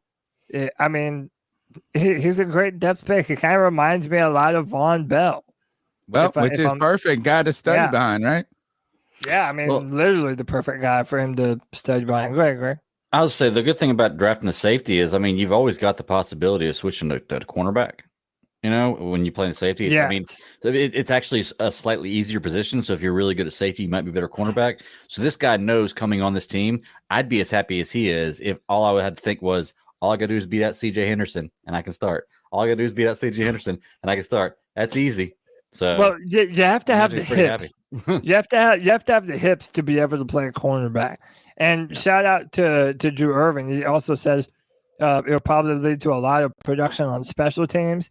I agree with that notion. I do think he'll be a great special teamer, especially early in his career. But one of the things that's been brought up is that Ejiro Evero, there's going to be a lot of times on the field this year where the Panthers have 5 defensive backs on the field. So they want to be multiple and plentiful. Running 3-3-5 again. Well, I mean, I don't know. There's going to be a lot of nickel types of formations. Right. He said it seems like they did that a lot with Denver, right? They didn't have a great defensive front, but somehow it does seem a different way maybe than we're accustomed to for building a defense. So this pick and the the Jonathan Mango pick, they were both two positions that were favored in free agency. You know, we made some real moves at the wide receiver and safety position, and yet they still drafted one of both. I think that's that future look I'm talking about. Is it's not about this year; it's about how we're going to continue to transition beyond these players that we just acquired. And it's also in free sort agency. Of philosophical that there are our front office. They're on that best player available train.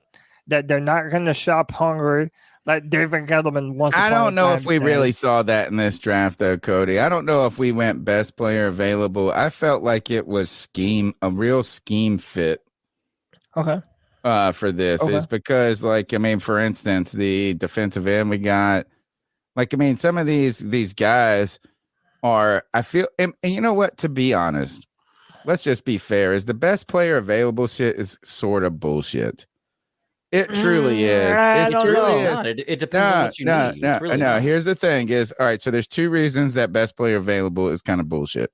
Okay. Number one is best player available works in like the top 40 or 50 draft picks. Right? Is that because who the fuck can really tell us who is the difference between a 132nd pick and a 142 pick? You know what I'm saying? Like, is that there's not a real. That's just preference at that point. There's not a arguable difference between those people. The other thing is the other reason that kind of best player is kind of bullshit is like if you have a player if you have a quarterback, look, is the Bears didn't draft a quarterback this year. Best player available would have been a quarterback. So there are a couple of reasons. There's a couple of anomalies. And so I do believe what you do is you set yourself up, like Dave Gettleman always said, you use free agency to set yourself up to not be backed into a corner where you can pick best player available.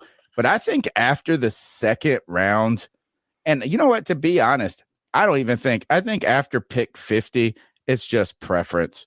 How the hell do you truly say best player available when the guys are roughly all the same in a certain way? It's like, what's really the difference between the number 88 pick and the number 77 pick?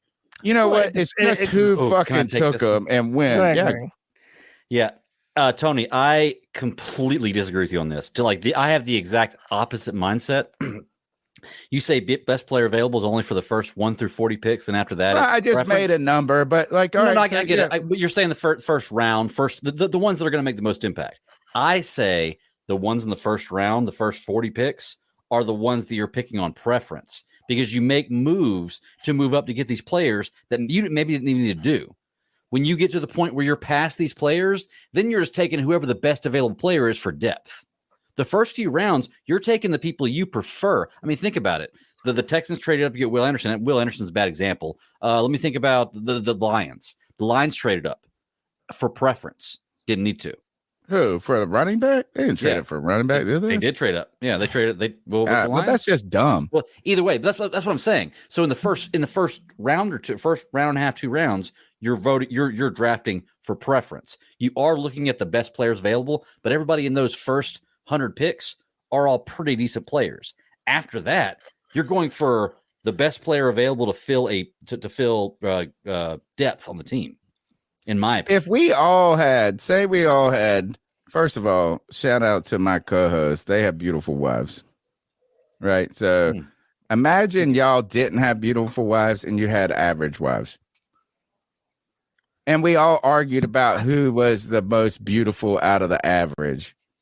right? Like, really, it's like what I'm saying is this is like who really? But there's no fucking guarantee that they're at, even though they might in aggregate. 144. You could have picked right, but that's if we what I'm would have saying. picked somebody else here, Cody. If we would have picked just some other player, you would have been like, "Oh, I could tell you a million reasons why he's fucking fantastic." Like, you know what I'm saying? It's like this is not. You cannot tell me that if you're picking 144, that you go, you know what? The guy 147. But listen, BPA. Tony, but We gotta go BPA here. I think they do, though, but hold Tony. on, I here's the think they do. difference, though. We're looking at it from a fan perspective.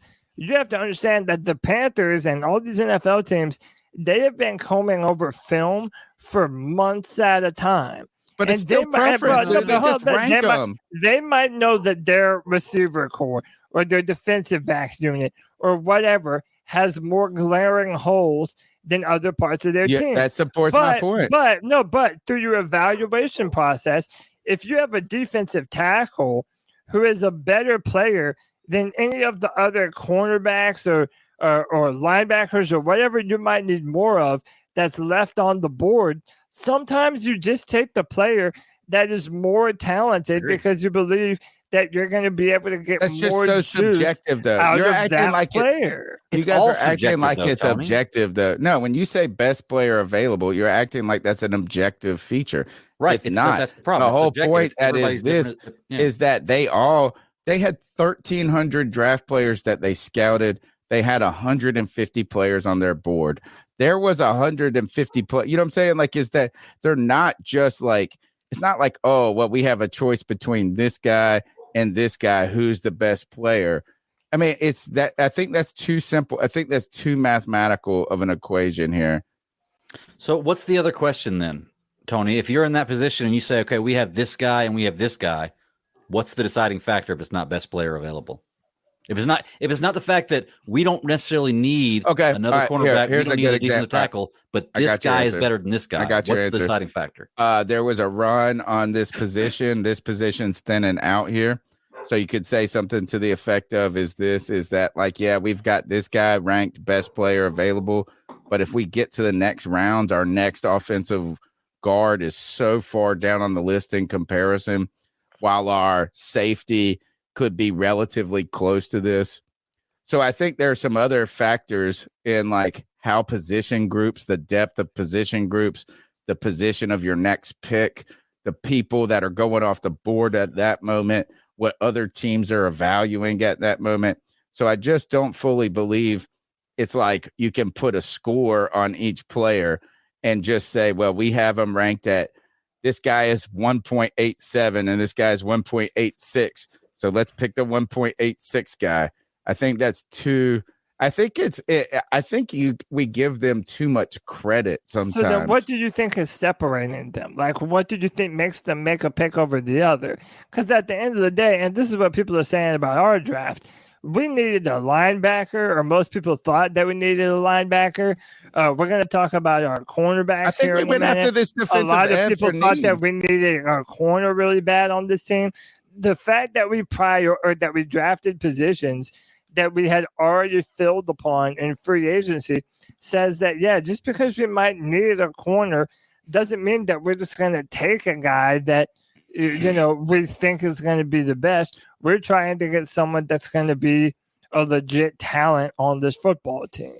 Well, one, right away, I would say this is that when you say need, like what we need, I think looking in the short-term and long-term needs are different. So that's why I think this Mingo pick, I think also this safety pick here are good examples of that. They're not necessarily even picks that are about this year, while they believe they could be contributors this year. It's about building a team that has some longevity and some future. I think another thing that goes into this, again, so the question was, pose the question one more time. If it's not best player available, what is it? Oh, so you acted like this. It's like how are they selecting these players if they're not choosing best player available? Right. Because it's clear that I think it's best player. I think what we should say is this: it's best. I'm going player, to David. I promise. Go ahead. It's an equation. All right. I think that it's an algorithm. instead of a number, right? And so I don't think it's necessarily I think best player available oversimplifies it. I think sometimes it's best player available times position of need times future vision. That's a better way to look at it, I think. Future scheme and stuff like that. That's kind of what I'm getting at, is because some of this is schematic too. Is imagine if you said best player available, but then you pick a guy that really doesn't fit what you're trying to do in the future. Yeah, and looking at our undrafted free agent list, which we'll bring up here in a minute, a lot of defensive players.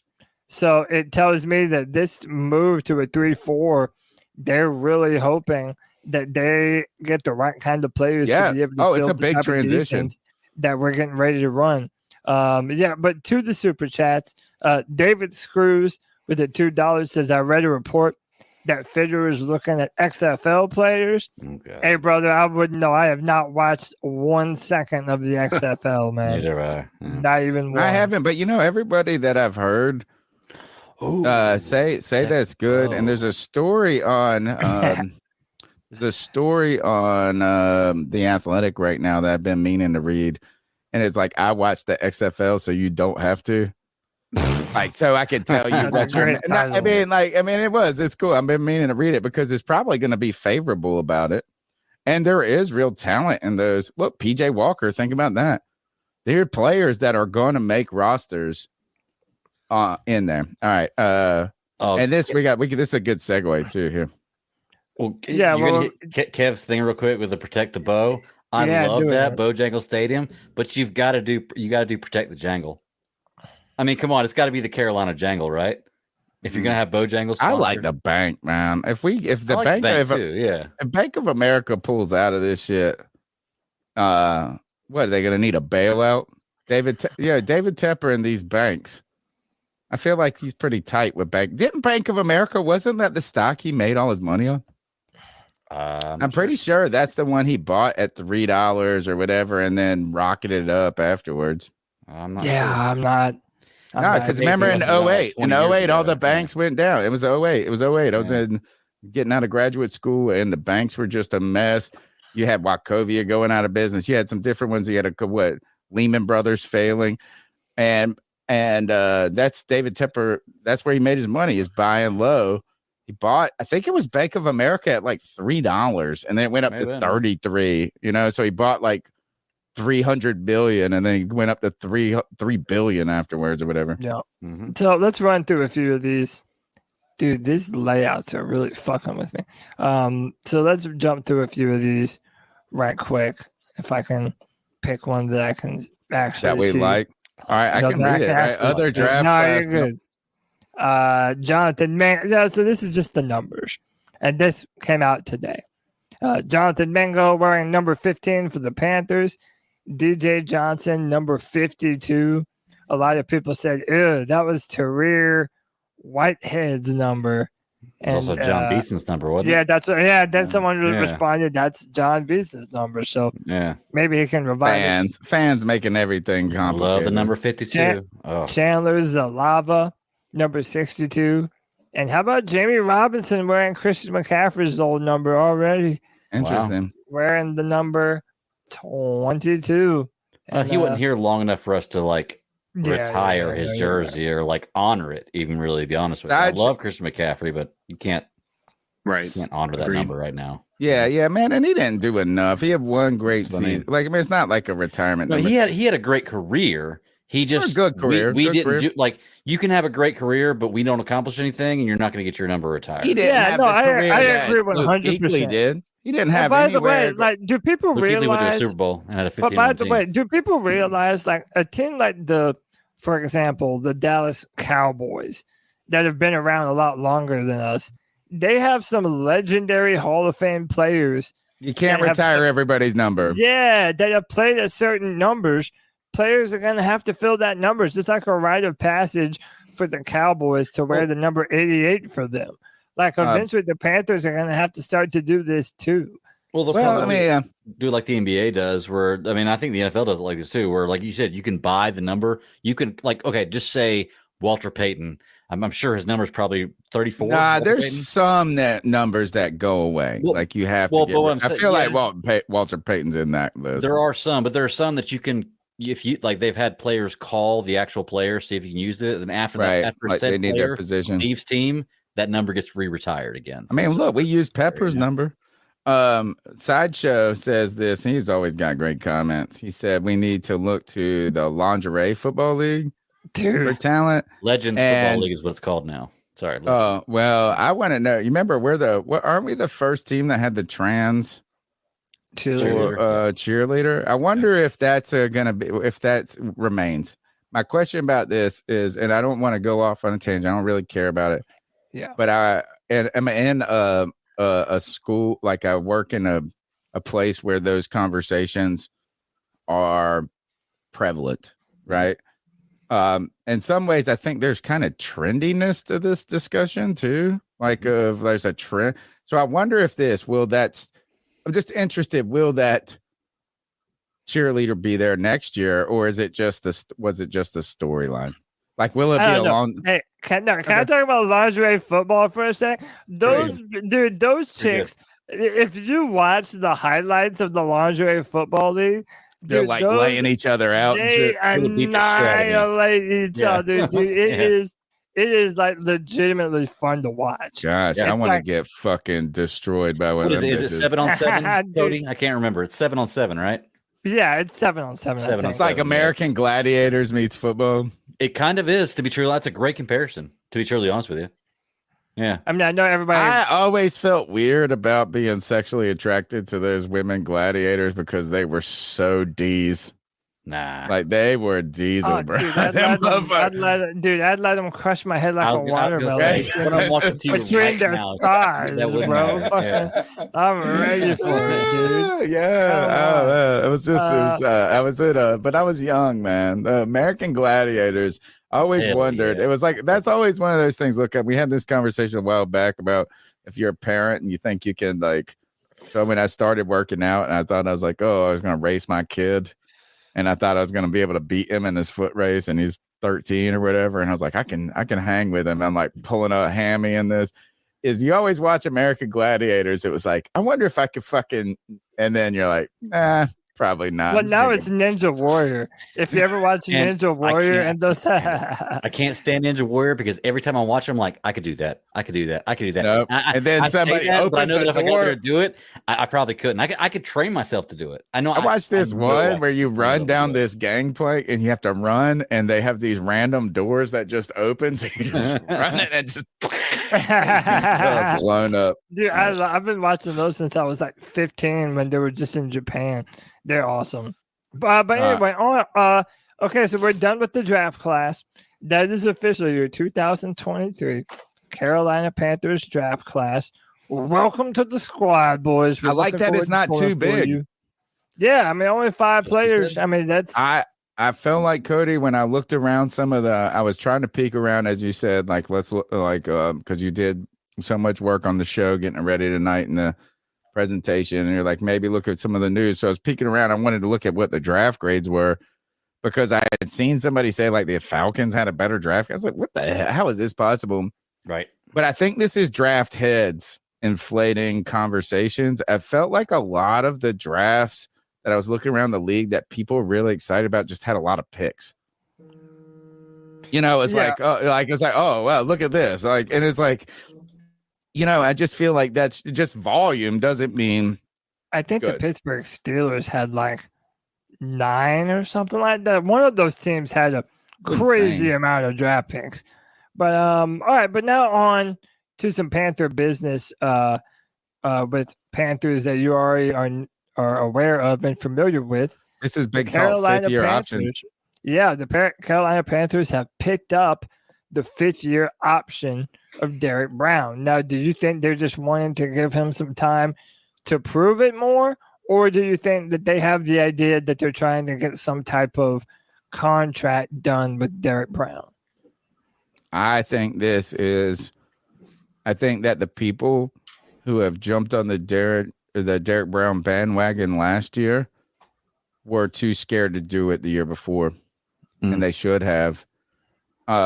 Derek Brown has done nothing. And go back and check my receipts, people, if you're that type of person. Derek Brown has started like every game since he came in as a rookie. Like he has had zero injury problem. And like people have been only underwhelmed with him. Like he got some flack maybe in his second year because again, and maybe I just learned the lesson of history with the Carolina Panthers is just because Starr didn't get a lot of sacks didn't mean he wasn't critical or playing well. Right. I did not find Derek Brown's play throughout any of his career to be poor. Mm-hmm. And I think that it's one of those positions that is a lot better. Your play is a lot better when you got better guys around you. And I think you started to see that over the last 2 years as better players around him. Look, the Panthers' run defense was atrocious that's why we drafted him. Mm-hmm. And it's only gotten a little bit better every year. I've had zero problem with Derek Brown's play. The only thing that you can criticize is that it's just not sexy because it's an interior defensive tackle. He's been there, he's been available, and he's made plays. I've been on Derek Brown's train. I don't think this is, let's see what we got. I think this is, hey, this guy is pretty damn important to this defense. Yep. Look, I've been playing, and I said this to y'all before, this game called Ultimate Football GM. They make it for every sport, basketball, hockey, baseball, everything. If you get a chance, free app, check it out. I'd recommend paying $1.99 for the upgrade, but check it out. And it's taught me a lot about like finances with football teams, like planning ahead. I think that if they're going to give him the extension right now and not sign him to a deal, that has a lot to do with us drafting a quarterback and possibly planning on paying him in 3 years, because that puts your big defensive tackle that you've got to pay pay the big money on a different year than the quarterback you've got to pay the big money. You got to plan these things out. So yeah, get ahead of it. Okay, but you're getting ahead of the curve here. Yeah. So yep. And let me read the super chat real quick. David Screws with the $5 says, "I want me trophies. I'm going to dominate this league. I'm the leprechaun, and nobody is stopping me from collecting me gold." I like it. Bryce Young. Shout out to David. But this is what I want to say about Derek Brown. And you know how we always have this discussion around Star Lotulelei and how he was a first-round pick for the Panthers. Everybody had these high expectations from him or for him. He was a great tandem with him and K1 Short for a long time. But then after we let him go, then we realized, oh, shit. Yeah. Star Lotulelei did a lot more for this defensive line than we ever gave him credit for. And I feel like Derek Brown is going to be another player that falls directly into that same type of role. And especially now that we're moving into a 3-4 defense, like, I'm sorry, if any of you ever had your mindset that Derek Brown was going to be a 5+ sack getter every year, like, I'm sorry, that's not what they brought him in to do originally. He could be if you put good pieces around him. I don't know, but now that you're in a 3-4, in my opinion, he's probably going to be that big zero tech, that nose technique in the middle. You don't think they're going to put him on one of the edges? No, I really don't. That's not his skill set. They might put him at 5. Though.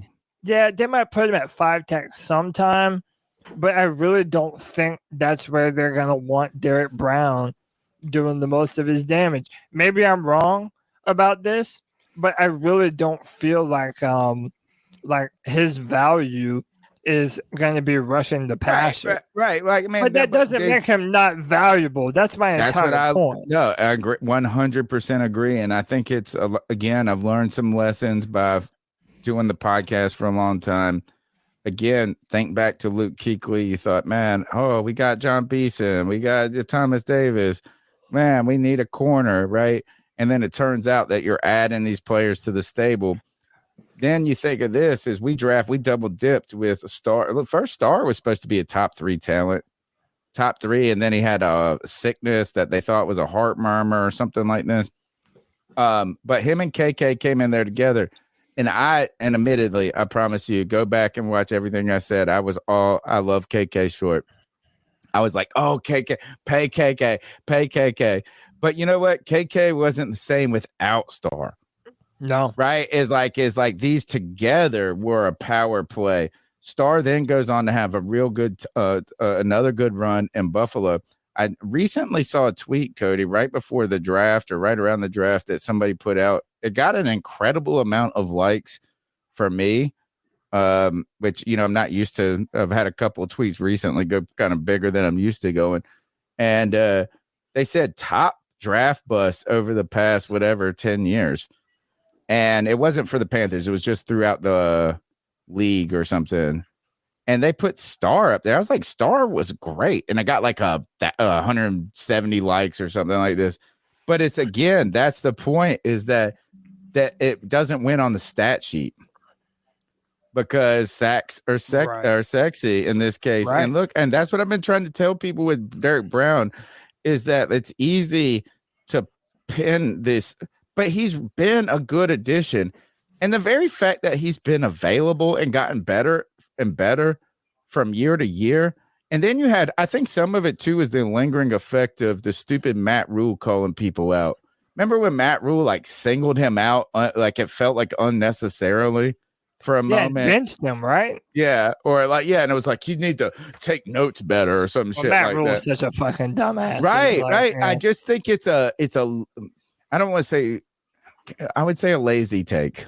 I think it's a lazy take. I think this is, I think this is a smart move for the Carolina Panthers. I think it will be difficult for the Carolina Panthers to decide if they want to pay him big money, though. I think that's a difficult question, right? Is because while that contribution is valuable, like you have said, Cody, for so long, is defensive tackle in the top 10. Is it's not that it's not an unimportant position. Is it a top 10 game-changing position? So that's the question, is this a replaceable position? Is it, you know, and so I think the bigger question is not should we have picked up his fifth-year option, but the bigger question is, will we sign him to a deal? We picked KK over Star. Should we have done Star over KK? I mean, listen, they were a tandem. They worked hand to hand with one another. But speaking of fifth-year options, CJ Henderson did not have his fifth-year option picked up. Good. Yeah, and no, 100% good. And by the way, I'm not even saying that's me giving up on him. To be honest with you, I'm saying I want him to come out like a man possessed this year. Because Greg, you have every right, and you all have every right to shit all over him and say he's trash or whatever the fuck. But I mean, this is going to be a make it or break it for his career. If he's able to be an NFL player, well, this will be the year that he's gonna have to prove it. And yeah, a bunch of people have no faith in him. A bunch of people in the chat are already saying it. You two are already saying it. He was the number one pick by the Jaguars in 2020, traded only a year later. And remember, there was always these rumors on whether or not CJ Henderson loved football. Sure. Like, you know, did he even want to be an NFL football player? I don't know if that's still the scenario with him, but I don't know. We're going to find out. I saw a tweet. I think it was put up by Carolina Blitz, and it was, is CJ Henderson officially a bust or something? It was, I mean, I'm paraphrasing, so it was better than this. I hope I'm not hyperbolizing it. And I responded, this is like, because we traded a third round and we're not picking up the fifth round option. And I said, no, you know what, first, you shouldn't have picked up his option, but that doesn't necessarily even make the trade a bust for us. You know, you're trading a third round pick for a player that you then came in and asked to start midway through the season that year, who finished the season and played for us, regardless of whether or not you like to play. Then he played a full another season for the Carolina Panthers. The fifth-year option is a bonus for the team. The fifth-year option is a team bonus. It's a protection for the teams to get a better player for an additional year. I think the NFLPA would be trying to get rid of the fifth-year option, because if you're really good, you're ready to negotiate your contract. not get stuck on what this is basically a rookie franchise tag. So I think this is exactly what CJ Henderson I kind of expected out of him. If he was better than he's been for us, they wouldn't have traded him, or he would have cost more. This is exactly like and this turns out it's one of those players that the physical upside of the player didn't match their production on the field. Mm-hmm. Yeah. And the Panthers have been in love with the physical upside type of players. It happens. And, At least we didn't draft him number 1. How about that? Oh, yeah. Straight up. Well, first round, not number 1, but yeah. I mean, first round. Yeah. By the way, we don't have to go through all of these, but this is the laundry list of misses. Or not misses. But look, this is the laundry list of undrafted free agents that the Panthers have brought in. And let me tell you, there's a lot of defensive guys on this list. And to me, this is wanting to make sure that they get a look at all of these guys being able to fill out that 3-4 defense that they're getting ready to transition to. There's another North Dakota State name, offensive guard there. And some people have been talking on Twitter. I don't know anything about him. Cam Peoples from Appalachian State. Yep. And then Bumper Pool supposedly was somebody mentioned the chat. I would not have known this if it wasn't for the chat, that he was one of our top 30 visits. Yeah. I want to mention the Cam Peoples thing. I had a guy at work tell me today, he's like, man, y'all signed a really nice unsigned running back or unsigned free agent, for this year with Cam Peoples. And he's a huge App State fan. The guy I go to work with, and he goes to almost all their games.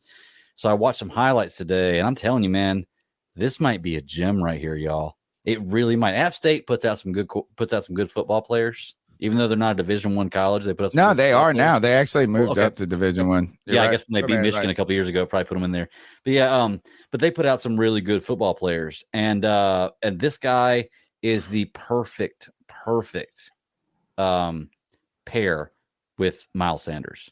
Because I like Miles Sanders, but Miles Sanders is an east-west runner. Like, look at him. He hits the outside, and he's fast around the edges. This guy right here, Peoples, can hit the hole and north-south. He's a north-south guy. This is a great combination to have with Miles Sanders. I think this team up right here might be really, really good. This is a gem. Cody, can we another gem from this undrafted free agent class is Rajon Wright. He's a cornerback out of, I believe, Oregon State. And this was him against Jordan Addison, who was a top pick in this year's draft. Did he go to Minnesota? He's in Minnesota, right? No, this is Oregon State. He's talking about the receiver. Yeah. He went to Minnesota. Yeah, he went to Addison went to Minnesota. Look at this guy in fantasy next year, y'all. Just saying. Sorry. Yeah, I mean, another fast, long work about sticking with them. You know what I'm saying? Not getting work. I mean, so a lot of people are very excited about a few of the undrafted free agents, and it seems like everyone has their own favorite. Which one they want to see do something for the Panthers. But of course, Kevin's talking about the wide receiver from South Carolina that we picked up. Tall, fast dude. Well, I don't know. I refuse to look at his highlights, bro, because I'm salty. Can we take the next call? Yeah. Let's do something. The number's 252-228-5098. Let's go to the calls. Hey guys, it is Bryce Young. Hey, Steve, I'm calling in today to let you guys know I'm so grateful to be a fan side dog. This is JJ. I'm calling in because I'm getting a little tired of this Domingo slander. All right, Cody, you're not on the bandwagon. Don't join the bandwagon when he becomes legitimate and he replaced all that production from DJ Moore. When what he are you talking about? Domingo man himself. All right, me and Cody jumped on that shit immediately. We on that shit. We own that shit. Same yeah, with man. Also, aside from that, I know I was a huge DJ Style fan. Really, it was 1A, 1B with Bryce Young. But, I've just been so happy just thinking about, Bryce Young being our quarterback. And I'm sure, a lot of other people can agree. And the feeling, I hope you guys laugh at what I'm about to say, but I guess the closest way I could describe it is like, if you're like that one guy who's like, who gets a girl pregnant, and then he like, Oh no, isn't too excited about the news. He's unsure. He isn't well planned for the future. None of that. He isn't the most excited. But as soon as that baby pops out, he immediately falls in love. Yeah. And, that's junior me. Like that kind of excitement. That's how I feel about Bryce Young being our quarterback damn near. I know that's a hella weird analogy, but I thought it was kind of perfect. funny. I hope y'all laugh at that, and I hope y'all can understand and relate to what I'm saying. If not, that's awkward. But nah, it's perfect, dude. I can't be the only guy who's just happy that we have a quarterback and who we're going to believe in on Sundays to take us to the promised land from now on. And that's Bryce Young, baby. Let's go. Keep pounding. C3, Panther Nation all together. Hey. Cody, you're not allowed on the Mingo train. Oh, No, shut he's up. allowed. I got him I'll a barge spot. my way Yeah. on that bitch and I won't ask no one's opinion. How about that? Look, I thought he had a great example. You know, they said that dads don't really feel like they're a dad until they see their baby. You know, it's not instant for them. And yeah, if you were not on the Bryce Young train originally, and now you redrafted him, you go look at the film, look at what the man does. Yeah, you're allowed to be excited about what the Panthers drafted in Bryce Young. And it's okay to still be concerned about how he's going to hold up to an NFL schedule. He's going to have to prove everyone wrong. But I think that we should also look at the upside and also look at the Panthers being able to put him in a position to be able to succeed. We drafted another offensive lineman. We already have a good offensive line. I think we're going to be just fine. Look, here's my only concern. I wanted to mention this earlier when we were talking about Bryce Young. We got off the topic, so I let it go. We're here on it now. My biggest comparison to Bryce Young right now is simply because of size is Kyler Murray. Kyler Murray is missing the entire season next season because of injury in his third year or fourth year now. Okay. And I can almost guarantee you, if it works out the way Arizona wants it to, Kyler Murray's not going to be their quarterback next year. They just paid him $1 bazillion. And I can almost guarantee you, if they finish in the top 2 or 3, if they have a number 1 and number 2 pick, they're drafting one of those quarterbacks, either the guy from Carolina, Mays, or the guy from USC. I guarantee Kyler Murray will not be there next year if they have a top pick. And that's my only issue with Bryce Young and his comparison to Kyler Murray, is because that size is not very good for the NFL. I'm not saying he's not going to be successful. He's going to get injured. I hope he doesn't, and I'm pulling for him. But it is a huge concern, and he has to prove to me that he's worth it.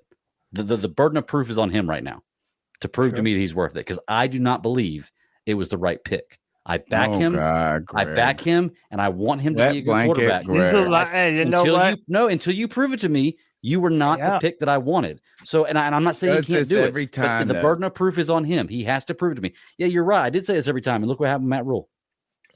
Yeah, that's right. I'm just saying. He can flex on that. And by the way, listen, I disagree with Greg in terms of how I look at this, but Greg is not wrong. And I've been saying for the past 2 seasons in a row, it's prove it season. Nobody gets to rest on their laurels or have their past accolades be what we sprinkle them and shower them with love over anymore.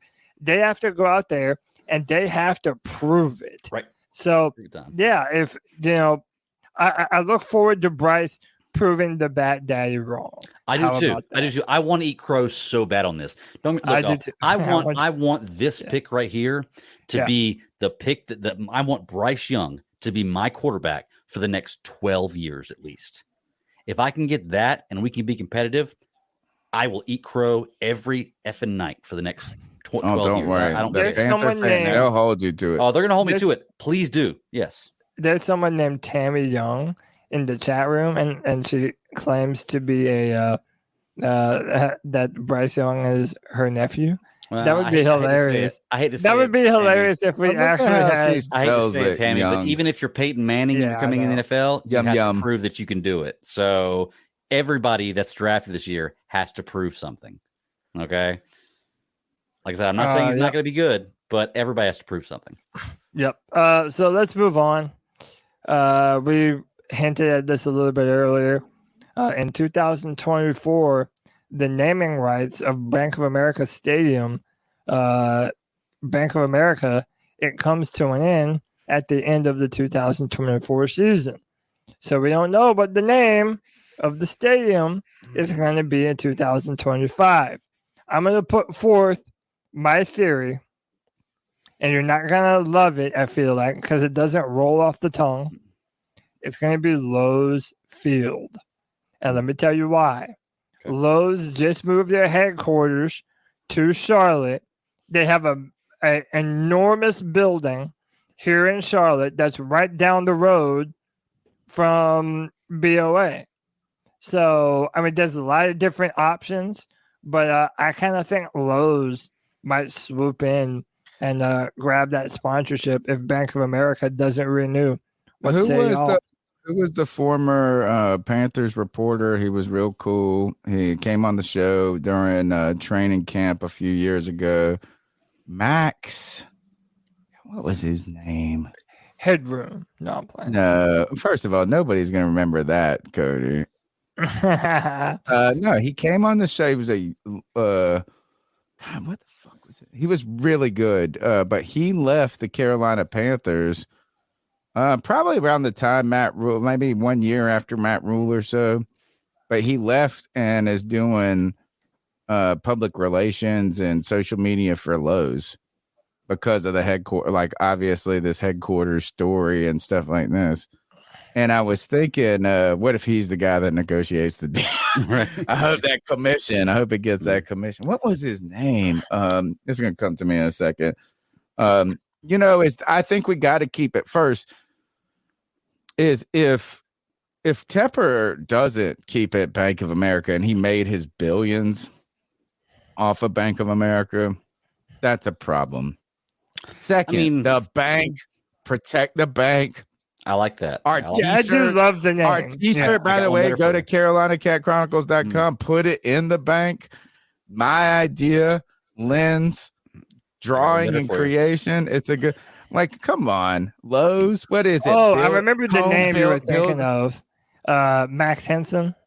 Yeah. Yes, Max. See, I was right. Max. Yeah, Max Henson, and he left for Lowe's. So just kind of building on that. I think that they need to go more local in the Carolinas, and I think that Krispy Kreme, founded in Winston-Salem, is going to sponsor the Panthers next year, and it's going to be big enough. It's going to be called the Panther Stadium is going to be called the Crispy Hole. So the Crispy Hole, yeah. The hot sign on would you put the hot sign on at 1 p.m. on Sundays? Fresh. That's right. They're best when seriously, they're lightly glazed. I think serious contenders, if they're going to change, serious contenders is Spectrum of Verizon. To be truly honest with you. Yeah, but we also have this. We already have the Spectrum Arena. We do. We also have the Lowe's Speedway. Play. We have the Bojangles Coliseum too. All the three that we mentioned. What's the Bojangles Coliseum? Which one's that? It used to be. Chat, help me out. What did the Bojangles Coliseum used to be? Who plays there? I don't. The Hornet or I believe the Bobcats used to play there forever ago. But it's Spectrum now, right? Chat room, you're gonna have to help me out because I don't remember. But I've been to a UFC fight at the Bojangles Coliseum. But doesn't the Spectrum Center sound pretty good? Like if you're going to rename something, the Spectrum. Center, sounds like a basketball joint. It is. How about Sideshow is saying Atrium Health. They have a giant hospital here in Charlotte. Say Bud Light. Fuck. Atrium. I have a real problem with hospitals being so hard into advertising. Yeah, me too. Well, they've got to, man. Like they've got to. Why? What the fuck? There ain't no other hospitals to go to.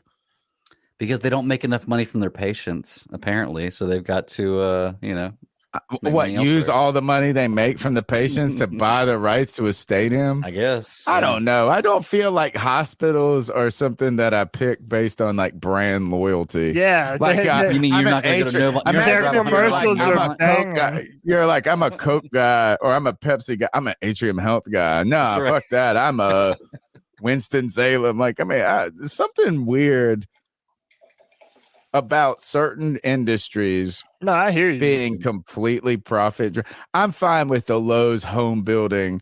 You know what? And to be honest, if we hit this recession, which is coming, folks, It's definitely coming. Yeah. oh my gosh, because the regular goods have gone up too much. Is that, you know, who does well? Go ahead and start buying your Lowe's stock. Go ahead and start buying your Home Depot stock right now. They do great in recessions because people can't afford to buy homes, and they're trying to fix up where they live at. That's what they do. That's what you do in a recession. You know what? In fact, I got like $500 in my stock account. I'm going to buy Lowe's tomorrow. 252-228-5098. Somebody saying that C3 needs to buy the rights to the Oh, stadium. that was salesman. He said you got a $300 million. Yeah, C3 Stadium, You know baby. what? Let's just start putting it on let's just start making t-shirts where we put C3 Stadium, and maybe they'll sue us. Yeah. Fuck it, Right. man, take it. Well, hold on. We got a couple of months. I got to get the LLC set up so they don't take my house.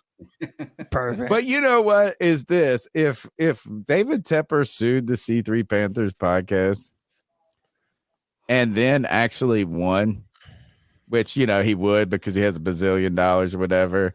Do you know how much the YouTube video would make of me going on and saying this billionaire ran out a podcast that had 5,000 subscribers? Yeah. Like, it would actually be would blow up. Yeah, we would it's blow like, you're up. right. That I would be declare our song right bankruptcy there. and Yeah. now declare a win. I am going to buy the naming rights because of this YouTube video I just made. Let's go to the next call.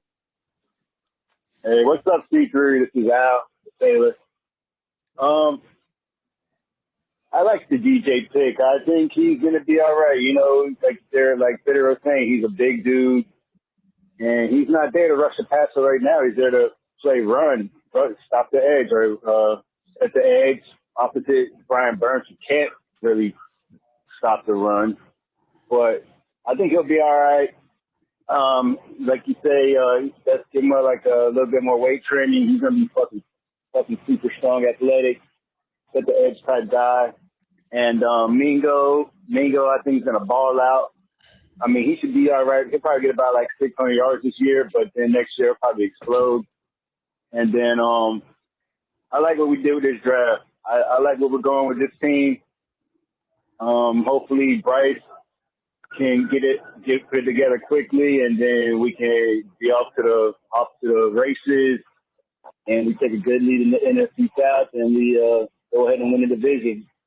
I like what we did with this draft. I like how we look right now. I think we're still we're the top team in the NFC South. Although I do think that the Saints are going to be okay, and I think that Atlanta's actually going to be decent, but I think we should be better than them both. But all right, guys, have a good night. Good call. Shout out to Al. Hey, we have a Saints fan who said Bryce got that Gerber deal. Call it Gerber Food Field, aka the Crib. Hey, man. man. You know what? I don't think it's a terrible idea. In fact, it's pretty bad. You know what? I know it's terrible in reality. Like, I don't really think it should happen, but we've talked about Bryce Young being so marketable. Like, he could be the Gerber baby.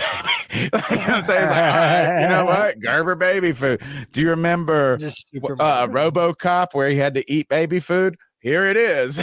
Bryce. All right, let's go to the next call. Hey. You know who the fuck it is. Booyaka! What's good with your motherfuckers? Hey, CK, congrats on the baby, man. I know you probably won't hear this. I had just seen that you got off, but I wanted to say, congrats on the baby, man. That's you just big news, man. And all you can ever pray for is a healthy, beautiful baby. You know what I'm saying? So congrats on the baby girl. Now back to this ass whooping. You know, Greg, you really make me fucking sick sometimes, man. And I don't want to have to disrespect you, but I'm gonna have to disrespect you without being disrespectful, G. You're good. Bruh, the truth. The motherfucking truth. The motherfucking truth, man. Actually, you know what, Greg? I'm gonna come back to you because I don't want to do you dirty like that, but I want to do. I want to talk about the depth on the team. This is what we have so far. Outside linebackers, we got Brian Burns and YGM. At ends, we got Williams and Derek Brown. At D tackle, we have Tuttle. Both linebackers, you got Luvu, you got Shaq Thompson. Both corners, J.C. Horn. Oh, sorry. Hold on. That's my fault. I was trying to look at a different app Williams at the same time. and Derek Brown. At D tackle, we have Tuttle. Both linebackers, you got Luvu, you got Shaq Thompson. Both corners, J.C. Horn, Dante. With both safeties, Xavier Woods and Von Bell. With a linebacker / safety and Jeremy Chin. Then you got outside linebackers, you know, DJ Johnson. You got safety nickel Eric Rowe. You got another corner and CJ Henderson, outside linebacker DN Marquise Haynes, another outside linebacker Amari Barno, another inside linebacker Brandon Smith. You got the safety Jamie Robinson. We're looking pretty fucking solid on defense, boys. We got to continue to build this fucking wall. I had some retards. Oh, I can't say the word retard, but dummies in the fucking chat that wanted to trade Taylor Moton. So we have a franchise left tackle and a franchise right tackle, but you want to get rid of our franchise right tackle. That's the most reliable, consistent fucking lineman that we've ever had. That makes no fucking sense to me, man. That is just so fucking stupid in my eyes. But then you guys want to bitch and moan and complain that Bryce is too this and too small. Greg, compare Bryce Young to fucking Kyler Murray because of size. It's just pure stupidity, bro. You're better than that, G. Why? You're fucking better than that. Is there not a comparison between their size? And I don't really give a damn about not picking up CJ Henderson's fifth option because he's going to ball out and he's going to fucking make you eat a big meatloaf, bro. CJ Henderson. Greg, I have a feeling like back in the day, mark down the date, 5/2/2023. Shit. Bro, G-Baby, I'm coming. I'm mark this date down. 5/2. By the way, he ran out of time. All right. I disagree. He said that, okay. I had suggested on Twitter that if Brady Christensen had the capability to play right tackle, that we should see what kind of value Taylor Moton has. Now, everybody freaked out. A lot of people agreed with me. I'm agreeing with you. But a lot of people freaked out. And everybody has this revisionist history. Like there weren't a lot of times last year that they were shitting on him for the last 2 where people years. were complaining about Taylor in pass protection. I know the Seahawks did him dirty a couple of times. Only TJ Watt did him dirty. There were a few times that I felt like Taylor Moton was the weak link on the team, and he's getting older. Yes. So he's been regressive. Look, Joseph Broach to me has the comment of the night. Franchise right tackle, first time that's ever been said. Like, kind of funny is this. Here's the thing: is G Baby first. I love you, G Baby. Like, I love the passion, the energy, and people I know. Like, that's his style. Like, so he's like, he don't really mean nothing to Greg or any of us. He's a chihuahua, dude. He yaps a lot. But he's harmless. So awesome. He's awesome. But friendly banter. Yeah. Look, let's talk about a couple of things. Or not a couple of things. I don't want to overdo it, but he said this is other than saying, I don't want to say the R word, and then he said it again. That was funny. But he said that Taylor Moton's the most reliable offensive lineman we've had. Not Come last on year. now. No, he said ever. Yeah, Ever. that's wild. So I mean, come on, like let's just go down the list of people that have. I mean, let's just go to Ryan Khalil and Jordan Grow, right? I mean, so we can put that to bed right away. Yeah, But I'm with you completely, Cody, on this. And first, I'm a fan of Taylor Moton.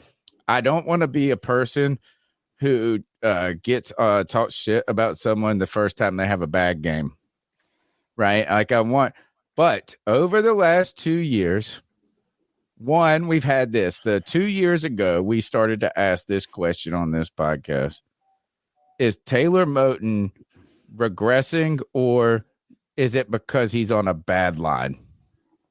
Right? Is like some of this, like, but the fact that 2 years ago. Oh, yeah. 2 years. Yeah. So 2 years ago, we started to ask questions. Is this Taylor Moton being bad, or is this a player that's struggling on a bad unit? Right. Then last year, what I feel like is we've seen him slow down. He never had the fastest kick step, and I'm not an offensive line guy. I have the eye test. But Cody, the revisionist history is totally there, and maybe it's not from G Baby, but I hear I believe a lot of people that I swear they were throwing Taylor Moton under the bus for the last 2 years. And then they're like, oh, well, we got Taylor Moton and shit's fine. Like, and dude, I don't believe that he's a bad player, but I don't think that his best seasons are ahead of him either. Right. He's past his youth, maybe not his prime, but he's not going to get better going forward. He may maintain the same or decline, but he's not going to get better. We've seen him get, I think he's at his highest beat point. like a drum on that side too. Yeah, that's what I'm saying. Dude, I put this on Twitter, and bro, a lot of people wanted to joke on your boy and post funny memes and call me all types of names and shit. I think the joke is being able to trade him for what people say we could trade him for. I think that's the true joke. They're like, oh, let's trade him for a first round. Shut the fuck up. Nobody's going to trade a first round pick for no Taylor. You want to know, and Kev said his next call is about this. But you know what I've said before, though? Like, whenever I feel like there is a narrative that people are trying to push, like, it's not like I'm playing the contrarian just to be different, but a lot of times I feel like the majority of people have it wrong. And there's so many people that are trying to relegate Brady Christensen to be a backup, to be like a swing tackle. And I'm telling you, the dude is too talented to ride the bench. When we all went to Fan Fest, me, Greg, CK, Kev, dude, I saw Christensen in person. And dude, that dude moves so well for a big boy. You also saw Matt Corral and said he was the most amazing. Oh, shut up! No, I'm just saying. No, dude, Brady Christensen. Temper this, a little bit. Brady Christensen is big and strong and nimble for a dude that's like what 6'7", 315 pounds, or whatever it is. 6'7". He's tall Brady as fuck. Christensen is a great rotational player on the offensive line. Yeah, a rotational player on the offensive line. No, he is a starter on the offensive line, dude. I don't care. No, dude, I will fight everyone to the death. No, that's fine. No, that's fine. That's not what we're talking about. What we're talking about is Taylor Moton as like fucking amazing right now, as people say. Look, and I'm not trying to dog on him. I'm just saying this is like, don't act like this guy is a lockdown tackle right now that is irreplaceable. And it's more wild when people are like, oh, I want to trade him for a second round pick. Who's going to trade for Taylor Moton unless your person gets hurt in mid-season? You're not out there going, oh, let's go target Taylor Moton. Sorry. All right, let's see if this is Kev's call. I don't know if this. Before you go to the next call, I got to settle this. Is that him? I think that's G. Before you go to the next call, I got to settle this with G Baby real quick. Because, okay, me and G Baby had a bet last year. Actually, we had a bet that he made with a lot of people. He has people like that. Now, me and him never settled that bet. And I want to go ahead and put this out there because I don't want to besmirch G Baby. He tried to pay me a number of times. So I'm not saying he wouldn't settle with me. He tried to pick, and I told him, no, let's wait. Let's have another bet. Because I always love doing that. Like, let's have another bet. Double or nothing kind of thing. So, G baby, I'm going double or nothing with you right now. CJ Henderson will not be a Carolina Panther after the season. Double or nothing right now. We will not re-sign CJ Henderson. I believe that. Hit me up, G man. baby loves CJ. Dude, G baby's so weird. And I hate CJ, so it's perfect. CJ Henderson will not get re-signed by Carolina next year. Dude, G baby talks trash about Brian Burns, but yet loves CJ Henderson and Dante Jackson. And don't get me wrong, I love somebody being true to their players. I do. And sometimes people are wrong. I'm wrong all the time. Like, don't get me wrong. I'm not saying that I'm not wrong. I'm wrong all the time. Okay. But I'm just gonna put this out there. So G baby, I know you hit me up on Twitter or wherever, man. Just let me know. I'll go double or nothing with you on that bet we had before that CJ Henderson will not be a Carolina Panther 2025. Look, is white. My bastard son says wrong, Dad.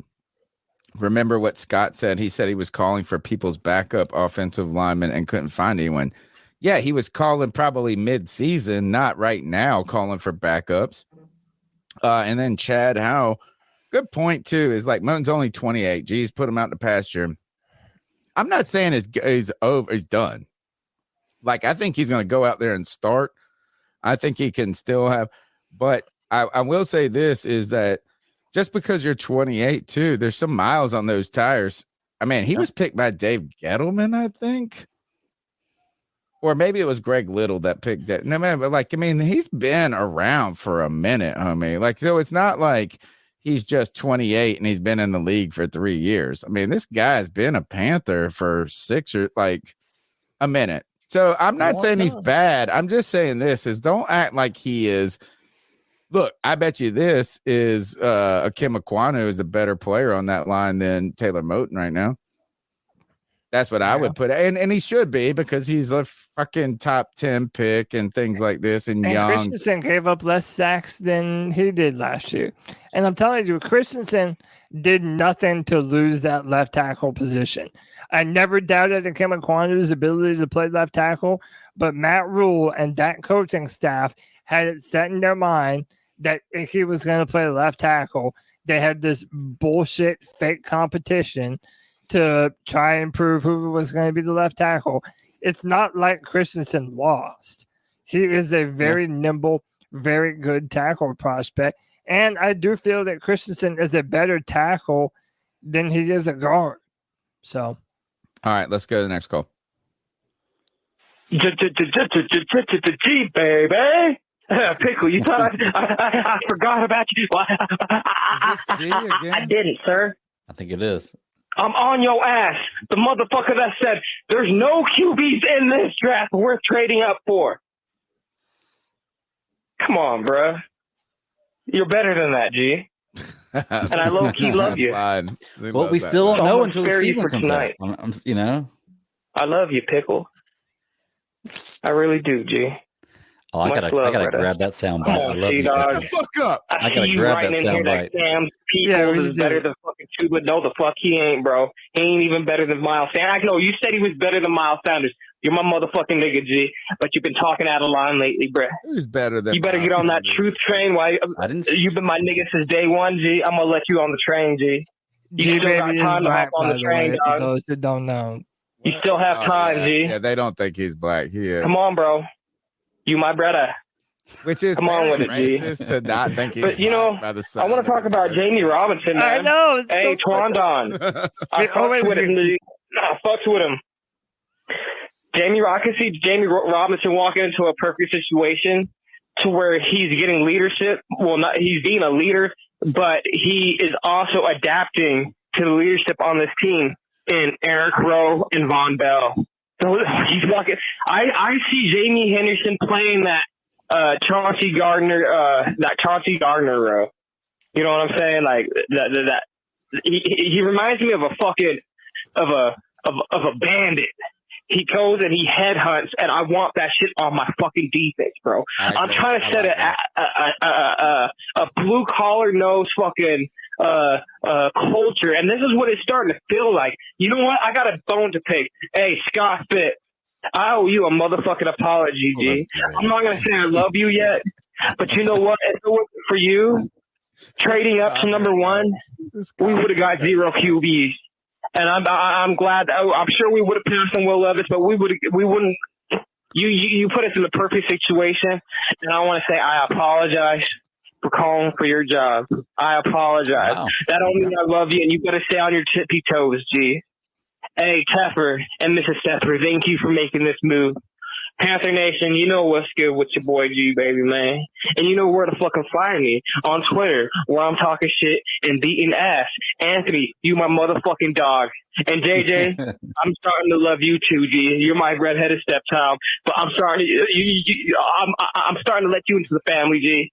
So much love to you too, motherfucker. I love this guy. I love all my fucking dogs, all Panther Nation. You know what's good with your boy.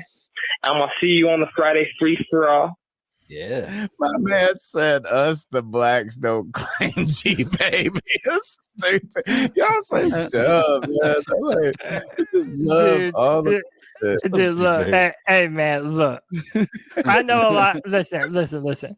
I know that G baby is not everybody's cup of coffee. Oh, he's mine though. I know. Look, I know Yeah. that. A lot of times Sea Dog might rub people the wrong way. And look, this is our ethos. If you're a diehard Panther fan, we welcome your opinion. Yeah, I want you to call in and have a better call than him. Yeah, like that's what I challenge. That is have a better call than G baby. If you disagree with G, if you disagree with us, we're not telling nobody what to say, how to think, how to be a fan. So we let people's voices be heard. I love it. I love it. And- Look, and you I know love what? when there's intercaller rivalry. I like when people talk shit about other callers. Not even like when they compliment. Look, they're forming little alliances in the calls. They are. It's like that's what I dream of. Is like where people one day like script their call before they come in. You know, is like where you come in, kind of like how Jim Rome callers do. And it's just wild. Like I love it. I love energy. You know what? You don't have to you don't have to like the take. I think later. I can't wait. You don't have to like the take, but love the energy. G baby always brings it. Let's go to the next call. And White Chocolate, send me your last 4 your numbers so I can move your call up, kind of bouncing around. This is Steve, and I'm trying to get in my cat call. Just 5 days removed from the NFL draft, where the Panthers took Bryce Young, #1 overall, our future Hall of Famer. That guy that's going to lead us to the playoffs, maybe even next year. We'll see. I wanted to talk about the brevity of that pick. I think that pick weighted on everyone's conscience. I even saw Darren Gant lash out at Tony online publicly, and he's a pretty mellow guy. When did that? I think that pick did something to a lot of people. It was hard to even focus on anything else in the draft. We touched on it. We had some people picked out. But that quarterback pick at #1 consumed everything. Things are different now. There's a new unity here. That's why you should become a member. You should subscribe now if you haven't. You should like now if you haven't. You should join the C3 Panthers community. We're going to continue to grow. I wanted to point out all the things that we did for CK and welcome his new baby to the world. Did you see that on other podcasts? Do you see so many other podcast members reaching out in support? No, you don't. What you do see is pay to be heard. If you pay, you can be heard. That's not the way it is here. That's right. You saw the draft content by C3 members that were proud to be part of C3 and be part of the draft and part of this Panthers history. I want to say something after this. Yeah, I do too. We go ahead first. It's predicated on giving back to the Panthers community. You can be a part of the show. You can call in your cat call too, just as I have. Join the community. Join the C3 Panthers podcast. Like and subscribe. Share. It's the only podcast that embodies and embraces that embodies and embraces the rising tide. Keep pounding, C3.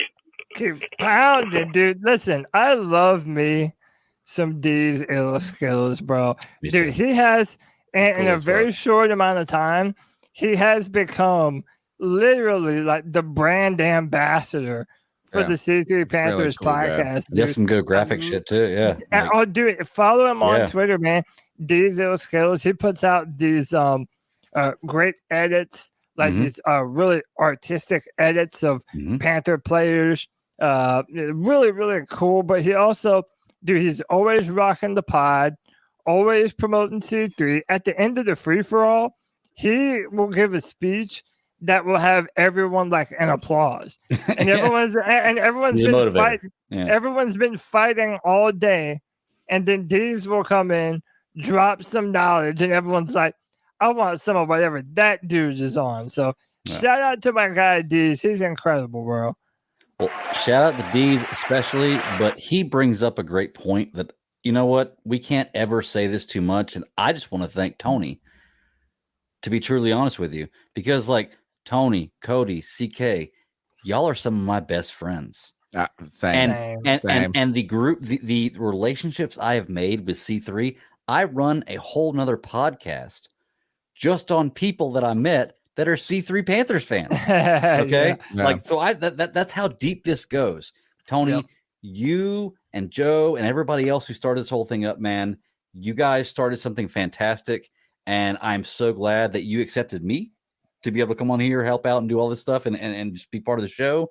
And what you've created. This is a community of all other podcasts I watch, sports, comics, anything else. I don't see this fan community like I do with the C3 Panthers podcast. Tony, I got to thank you for that, man. I really do. Well, thank you. You're the No, godfather. thank you. No, thank you guys. Thank you guys. Look, I know I talk a lot, right? I'm Italian. I talk a lot. I might want my opinion heard. I want to tell you guys what I think. But I do truly, and I hope that other people see this, is I don't want ever this show to be about me, though. No. You know, I mean, I do have an opinion, and I'm the host, and I'm supposed to have takes. I'm supposed to lead conversations. I'm supposed to do these things because, I mean, it's not just like it just didn't magically happen on its own. But I've never tried to be an authority. You know, I've never tried, and I hope, and maybe I'm wrong. Maybe I've missed, you know, I don't think I've come across this way. And like he said, the kind of pay to play mentality, certainly, look, as we're trying to continue to grow the brand, certainly we appreciate everybody who donates. We love the small, I think the C3 super fan, it would be awesome if we could do it without YouTube taking their cut. You know what I'm saying? But yeah, man, but like, I think that's the kind of thing I appreciate is like, let's crowdsource longevity, you know, and make it so we can continue to invest in equipment and pay ultimately, like we pay for StreamYard, we pay for some different things. So I don't want this, if it was about money, bro, I would have quit a long motherfucking time ago. Yeah, no. But I don't want it to be about me. And it's been really over the last few years that finally the vision has come into fruition, you know, where the calls are like crazy. People are putting the tags in the gang is happening. Mm-hmm.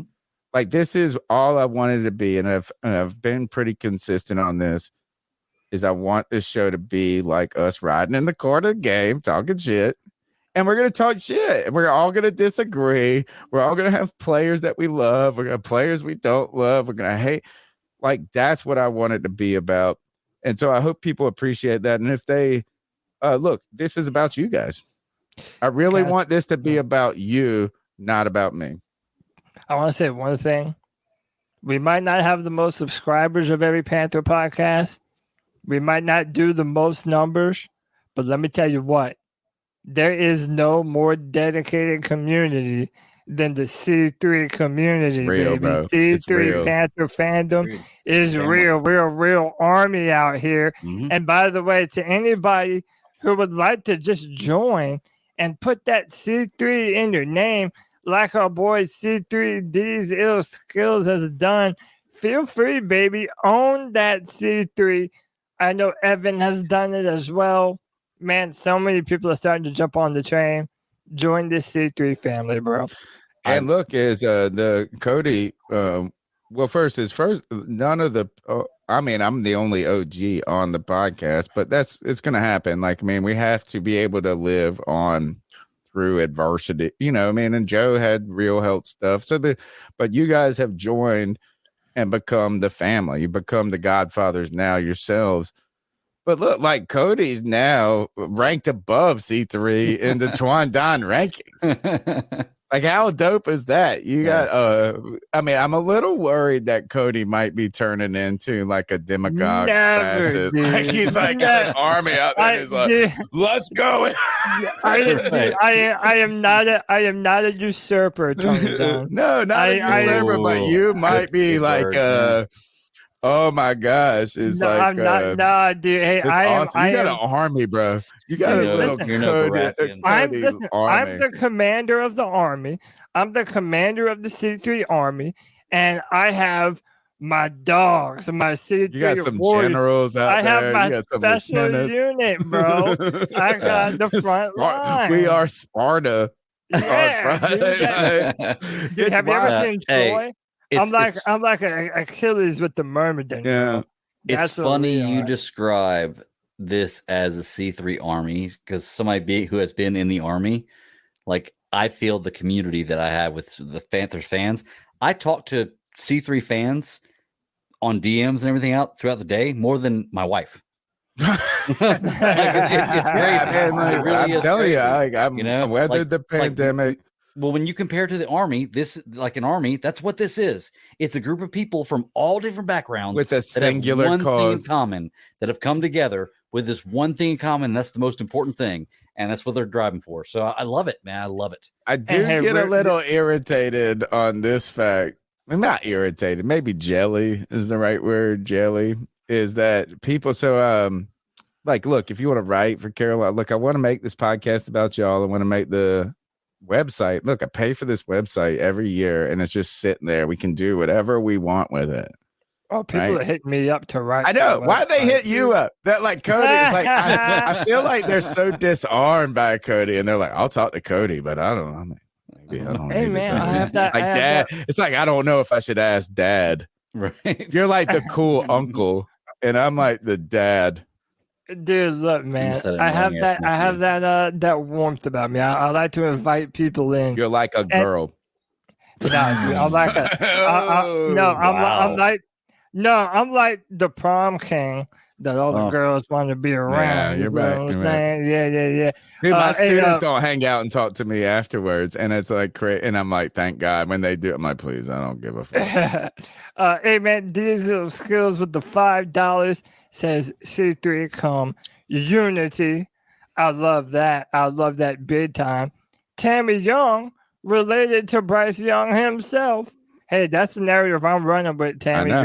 You're of relation from now on with the $3 super sticker. You know we appreciate you. And then 910 Panther fan says #1 Panthers podcast. Period. And you know what, Tammy Young as well. Like if Bryce has nothing to prove, that's fine. I understand if you're he's your nephew, it's fine. If Bryce Young ends up being the guy, you can personally come on here and chastise me and tell me. You can do it anyway. It doesn't even have to be the guy. You can get up here. But I have no problem with that. Seriously, I want to be wrong in this situation, and it's almost weird saying I want to be wrong because I'm not saying that Bryce Young is going to be a failure. He's just but you're not a dreamer. You're not a dreamer. I'm skeptical about what he can do. You're not a dreamer. We're going to see what happens. And if I'm wrong, then it's going to be a great day. Well, that's what we're hoping for. Yeah, that's what we're hoping for. Let's go to the next one. White Talker said this is our band name. Cody Lack and the C3 podcast. Yo, what's up, C3? It's Evan Sports Talk here again. What's up, Evan? Post draft, I'm happy about the draft. I can't lie. I mean, there's some picks that I didn't like, but I'm happy about the draft. I'm happy it's over. I'm happy we got a approves, franchise guy. I already got that pre-order process blue Bryce Young jersey, and hopefully that comes soon. But yeah. So I just want to come on and give my opinion and ask you guys. I know you guys have said it already on your opinions on the picks, but I just want to come on and give my opinion. And yeah, obviously love the Bryce pick. I may have been a CJ guy, but either way, I was fine with getting Bryce too. We got a franchise guy. I'm happy about it. The second pick, I was hoping for not gonna lie, I was hoping for BJ Ojulari. When I saw BJ Ojulari fall right into our laps, I was like, oh, we gotta go BJ. And when we didn't and we took Jonathan, I was a little like shocked. I would say I was shocked, but I was still happy because he's still a good pick. And as long as I can see him becoming our team's AJ Brown or DK Metcalf eventually, because Ole Miss comes out with really good receivers most of the time. And a lot of the times they're taken in the second round. And I'm hoping that he becomes our own team's DK Metcalf / AJ Brown, because then we wouldn't need to spend any money or another draft pick on a number one receiver, or if we need another depth piece or a second guy. But I'm happy with it still. Rather we've gone with BJ Ojulari, especially because we ended up taking DJ Johnson then. And to be honest, I don't like that pick at all. The fact we didn't need to trade up at all for him. I think, if anything, in my opinion, we should have gone with Trenton Simpson or Keely Ringo, who are still on the board there. Probably more Trenton Simpson. But hopefully he can develop into the guy that they think he can be. And I trust this coaching staff, so hopefully he ends up being a little bit better. Maybe not the number 2 guy next to Brian Burns, but at least rotation guy. And then Trano Savala, not much to say about that one either. Love that pick. I'm hoping he starts the season since Austin Corbett won't be. But yeah, love that pick. And then Jamie Robinson, I like that pick. I'd rather we've gone a different position, maybe a corner, because we already have so many safeties. But as long as he's like a slot guy, I'm still fine with it. But yeah, I just real quickly want to come on and say my opinions on all the draft picks. And yeah, keep pounding. Keep pounding.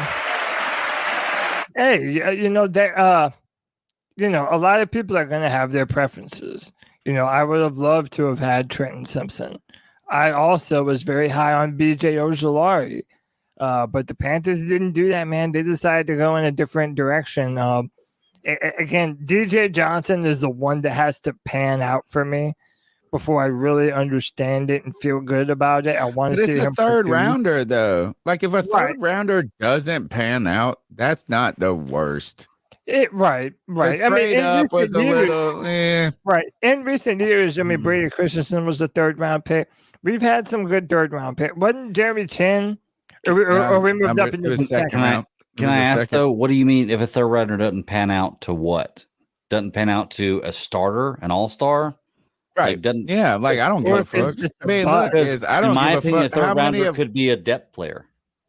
Yeah. A rotational guy. I mean, look, because the way I think about it is that if you could hit in rounds 1, 2, and 3, and they become starters, that's like a sensational draft. I think that's sensational. You know what I'm saying? Is that the third, once you start getting in the third round, you're kind of on that outside looking in. You're hoping rather than believe, but if you think a third rounder is going to, that's why I was most surprised by what Scott Fitterer said about him playing so much. To be honest, that was the most surprising part about it, because then I think that does put the onus of success on Scott Fitterer and this pick rather than on Cody's take. If you're saying, what I'm saying? That is before I had the ability to say, we'll see if he works out. Yeah, but you're right. He should have to earn it on the football field before saying, we're going to use him a lot. Like, maybe Fitterer kind of was just eager to answer the question. I think he was trying to defend it. Yeah, because he traded up for it. I think he was defending the pick. Yeah, I think so too. I think you're right. And before you go to the next call, C-Dog, my guy with the $2, says longest running Panthers podcast, baby, both literally and figuratively as we are moving into the third hour. I know. We're almost done. We're almost done. Yeah, go When ahead, I Greg. introduce the podcast to somebody, like when I meet in the streets as a Panthers fan or whatever, I say the biggest one in the universe or longest one in the universe, because technically it is. I mean, right? yeah. I mean, we're in Yeah. the multiverse at this Longest point. in the Let's go to the next one. Cheat, baby. Back to the ass whooping. Greg, as I was saying, I don't know if you was bullied back in the day when you was a fucking kid. I'm not playing. I'm sorry. You've got 2 calls in, G baby. Where was White Chocolate? Oh, here. Yeah. G baby, we did 2 calls. Yo, it's White Chocolate Express. So what's happening? Let me get y'all thoughts on this, because it was kind of heated and Friday free for all chat. So what do y'all think about, not this year, probably a year from now or 2 years from now, trading Taylor Moton for draft picks? 2 years I believe, from now? What is it going to be? Fucking right before his last year, we trade him, we save like a shit ton of money. And I feel personally, at the end of this contract, he's going to be 31. And he's either going to be bad, which we're probably not going to re-sign him, or he's going to be what he's been doing right now. And we're not going to be able to re-sign him. Pretty good. Because ain't no way we're going to re-sign a 31-year-old right tackle to a big bank. Because he's probably going to get a big bank if he's still playing at the same level. Not. What do you guys think Taylor Moton is? I think we should trade him. He's a damn. Get some draft picks. But he's saying trade. Are you Christian at right tackle, or he said in a couple of somebody years, right?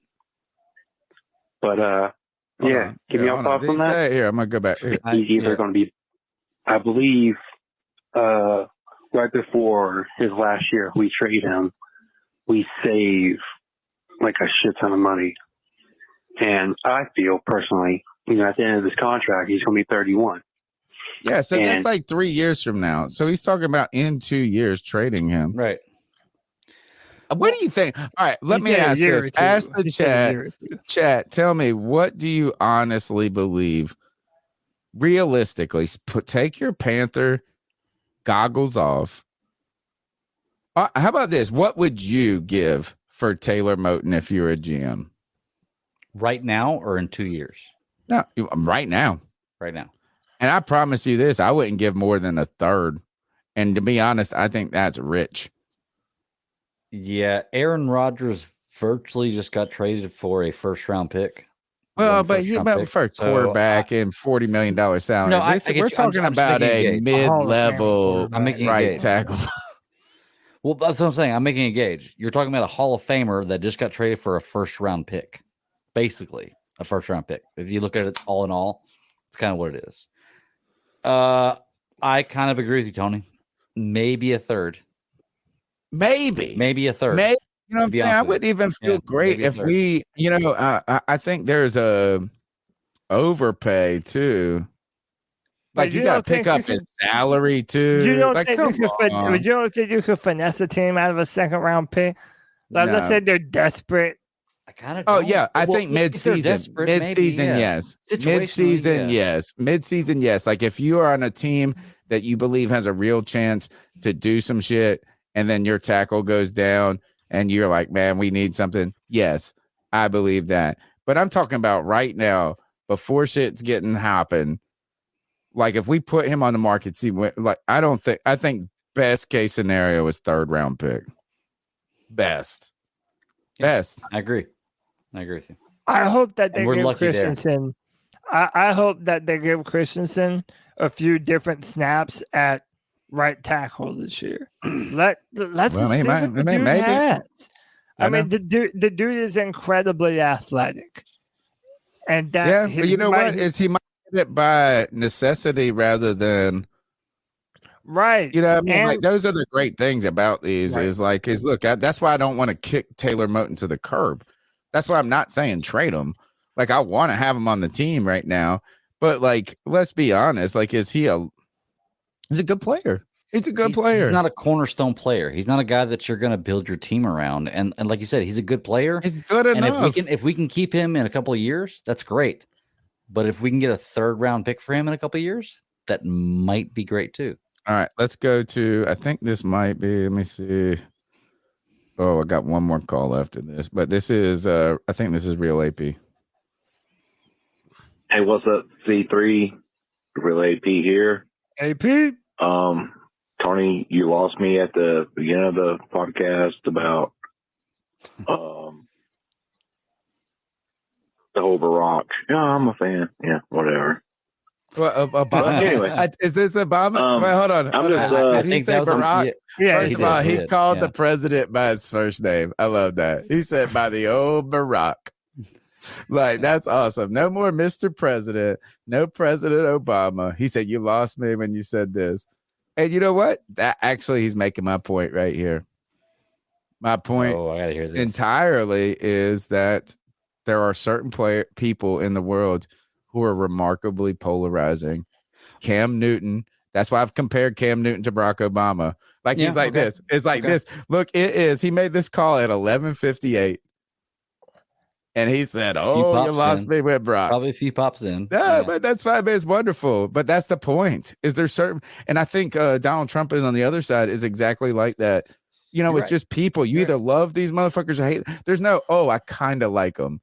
It's not like it's not like there's no vanilla ice cream to this. So my wife thinks that vanilla ice cream is like the stupidest invention ever. And I was like, wait a minute. First of all, it's the first fucking ice cream. It's a base for everything. It's the first ice cream. Creme Right? anglaise is Like, the you base can't, for right. everything. But then she's like, oh, why would you want that boring ass ice cream? There's no middle ground. This is not a fairway hit. This is no vanilla ice cream. It's either you love it, you either love mint chocolate chip or you don't. See, I want to get back to that's where I honestly, Tony, you make a fair point because most people are in that position, but I have to disagree with you because there are some people who aren't. Because while I'm not a Donald Trump fan, there are a lot of things that Donald Trump did that I loved, and there's a ton of things he did that I hated. Right, but Like, you might just be a it depends on reasonable where person, dude. I just You might love just that he happen to was be a hilarious. That he was the funniest president that we have ever had, hands down. I don't know. You that doesn't mean I don't like. You know what? You weren't What very, I very think is old when wild Clinton about went in office. So I think what's was like wild 6. about Donald Trump is that for people that particularly like me who try to be like, oh, I'm a elitist, like thinker, that I thought that though it was going to destroy the world. Like I will give credit to this guy. I thought his foreign policy would be as a disaster, and his foreign policy turned out to be the best part of his presidency. Agreed. Is like the only thing I don't like about he's just crass as a motherfucker, but That's he the is problem. hilarious. And look, like to your point, Cody, and we'll go to this. We got to go back to the call because it's not about us. But I love what Dave Chappelle said. This is when Donald Trump came out and called it the Kung Flu. And he goes, he said, motherfucker, I'm supposed to make that joke. I'm supposed to make that joke. I thought that's it. So, you know what is I find, I actually don't.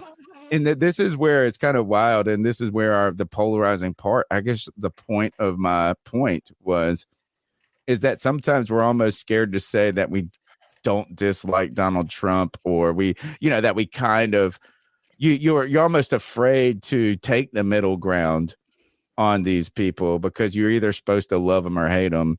And Cam Newton, my whole point was is that there was a group of people that decided to hate Cam Newton before he did anything. Let's keep going with the call. Kind of excited about Bryce Young. I saw a post earlier, not from you guys, but somewhere else, that how he couldn't throw because he's so short and about the batted balls. And it's something I've preached, like you got throwing lanes. Like, of course, at Alabama, his linemen are a lot taller than he is. And you got to throw between them or around them. And you got to be quick with it, man. And I just really hope he does that. And we make good plays. I was a Stroud guy. That's who I wanted. But he's our quarterback now, and I think he'll be. I believe he'll be all right. I don't know, but I still want Corral to have a chance, and Dalton. I think Dalton will start day one. The Red What Rocket. in this world is this guy? No, I think he'll be in the season opener. He said he had a feeling that we were going to Until roast. somebody steps Yes, up. we're gonna roast him. I could be wrong, but this is my opinion. We'll see. But love you guys. I appreciate everything Thank you you. do. Thank you for Thanks calling. again, Tony, for making this happen. And I appreciate you taking my calls and playing them. Cody, Greg, y'all are awesome, man. Representing the 336. Love it. Great call. Keep pounding. Seriously, does anybody think that Andy Dalton starts week 1? I have I would not bet a single. I think that bet is almost as wild as saying, remember when they were like, oh my God, who was the guy I already forgot his name, the Kentucky Sam quarterback. Darnold? No, the Kentucky Will quarterback. Yeah, and they're like, oh, well, the odds moved from 4,000 to 400. But guess what? The odds still suck. It doesn't matter. Yeah, you're what the still odds are. You're stupid. still losing your money. Yeah, you're still dumb. I don't think there's a chance in hell that anybody but Bryce Young starts on week 1. Well, Frank Reich has said that the day one starter when they get to training camp is going to be Andy Dalton. But he said they're going to say go. that. But He did not say no, he that. did. No, Say it I'm again. not lying. It's a good laugh. No, It's a good laugh. Frank Tony. It's an Frank honest laugh. Frank Reich said that out of his fucking mouth. Go listen to the press conference. He said I did not hear that. We must hear different I things. promise you, he did. They're saying that Andy Dalton Get it for next week. will be the Challenge. starter in training camp, Oh, but that he's they're throwing the going to red go. flag? But again, they red already flag gave bumper. all the caveats by saying, "Well, we're going to go from there." You know, I did not basically saying hear they're that. going to have a competition, and it's going to end up being Flag. I'm not. Greg, you're I'm throwing not the wrong. flag. I'm making a red flag bumper that we can all play. That we can all play whenever we want to. I'm Bam. challenging this. I want to hear those words. Dude, I'm telling you, he did say that. No, Andy I think Dalton he will be said the that. starter. No, he did not say that. Yes, he Nope. did. I didn't hear it either. I'm challenging Yes, that. I I think wanna he hear said it. this is we're not ready All to right, so what happens coordinate when him I'm right? day one. What happens when I'm right and the both of you are wrong? No. Well, okay, you know what? okay. I mean, so Cody, then we'll be wrong. Yeah. So Cody, you're telling me that for you to be right, Andy You have to Dalton find has to the be audio. the starter. No, for him to be right, he has to find that audio. You just gotta find that audio. No, Okay. you're not even I don't listening believe to what I'm that saying. audio exists. I will submit. I don't believe that audio exists. I don't believe it either. In his, Yeah. it was either Fitterer or Frank Reich. They said that Andy Dalton, when training camp starts, that Al. he is the starter right now. And Al by the way, said it right. No, Al said they're not going to give him the starting job right away, but they did not say that the chat Andy room is Dalton would be the vindicating me. starter No, from day look, one. the chat room is on my side. Okay, The chat room is No, on my Get the side. clip, No, chat. I don't give Next a shit. Tuesday. You do not trade up for that pick and draft him to I'm not right. be the starter. I'm right. Yeah, I want to hear the audio, not tonight. Fine, Chat, but I'm chat, still make me right. feel bad. Look, you don't like that anyway. Come in here next week. I want to hear those exact words. You said this is that Andy Dalton will be the starter in training camp. When they go into the season, he will be with the number one first. I want to hear it. That's what I don't believe that audio exists. Everyone in the chat room that's is fine. saying that That's he fine. did That's say fine. that. They can keep saying it. I want them to produce the clip next Tuesday. Or you know what? Tweet me at @cat_chronicles. Hit me with shame me. Shame me on this. I want to hear those exact words shame because the both I of didn't hear you the same thing. for I doubting heard me. I heard they said this. We're not going to give Bryce Young the number one right away. That's different. That's a different statement. No, it's not, because if they're not giving it to him right away, then They're not going to Dalton give is it to the Dalton right facto away number either. one. He didn't say they're giving it to Dalton. Okay. He is going to be with the ones the first Okay. week. I don't believe it. Let's go to the last call. What's going on? This is Jay Anderson hitting y'all up. I'm really disappointed in this draft, man. Oh, you God. know, Way to I know ruin everybody that feel happy last that they call got of the the show. quarterback that they got. You know, I understand that, but we should have drafted Will Levis's girlfriend, and that girl is bad. Did y'all see her? Oh my goodness, boy, she is tougher than Popeye's biscuit, boy. Oh, she is. She ain't the finest woman in the world or nothing like that, but She bad as God hell, bro. damn. But y'all had to see her TikTok, boy. She was in that red dress looking good. Bruh. Yeah. I know she was like, look, what Bryce Young at so I can go over him. Yeah, dang, how you about her got that his badass mom, of a girlfriend and dropped the second? What the hell? Or is he talking But about Will boy, Levis's He's girl? talking about Will Levis's girlfriend. You know what's crazy is I like the mom better. She's a first round draft pick. She's a first round draft pick, no doubt. All right, y'all be easy. I appreciate you, Pop. Yo, he's the man. All right. Those are yeah, the cat dude. calls, dude. We rocked to it. You know what? Is at 10:30. I said, "Oh shit, we're gonna get out of here early." And then the cat call said, "No, you ain't. You're gonna argue over Barack Obama, Will Levis's girlfriend, and his mom." And now we got a couple of. Let's blast through the NFL news super quick, man. Super quick. Yeah, NFL. Yeah, super quick. The Packers have come to an extension with Jordan Love, so it's a little bit in between what you would have made on the franchise tag. Kind of smart. Like if he actually is good right here, they get another year before they have to make a decision. Right. 22.5 million, 13.5 guaranteed. And yeah, they haven't ever seen him before, so they want to buy themselves a little time. Tony, this is on yours. I have no idea about it. So I saw this is so this OnlyFans model, and I had her name. It was like something Hussy or American Hussy, I think is at American Hussy. Well, I'm not even gonna track it down. But this OnlyFans model who doesn't show her face because he don't want her parents. In the article, she says she doesn't want her parents to see, which is like whack. If you're only you already committed until your dad.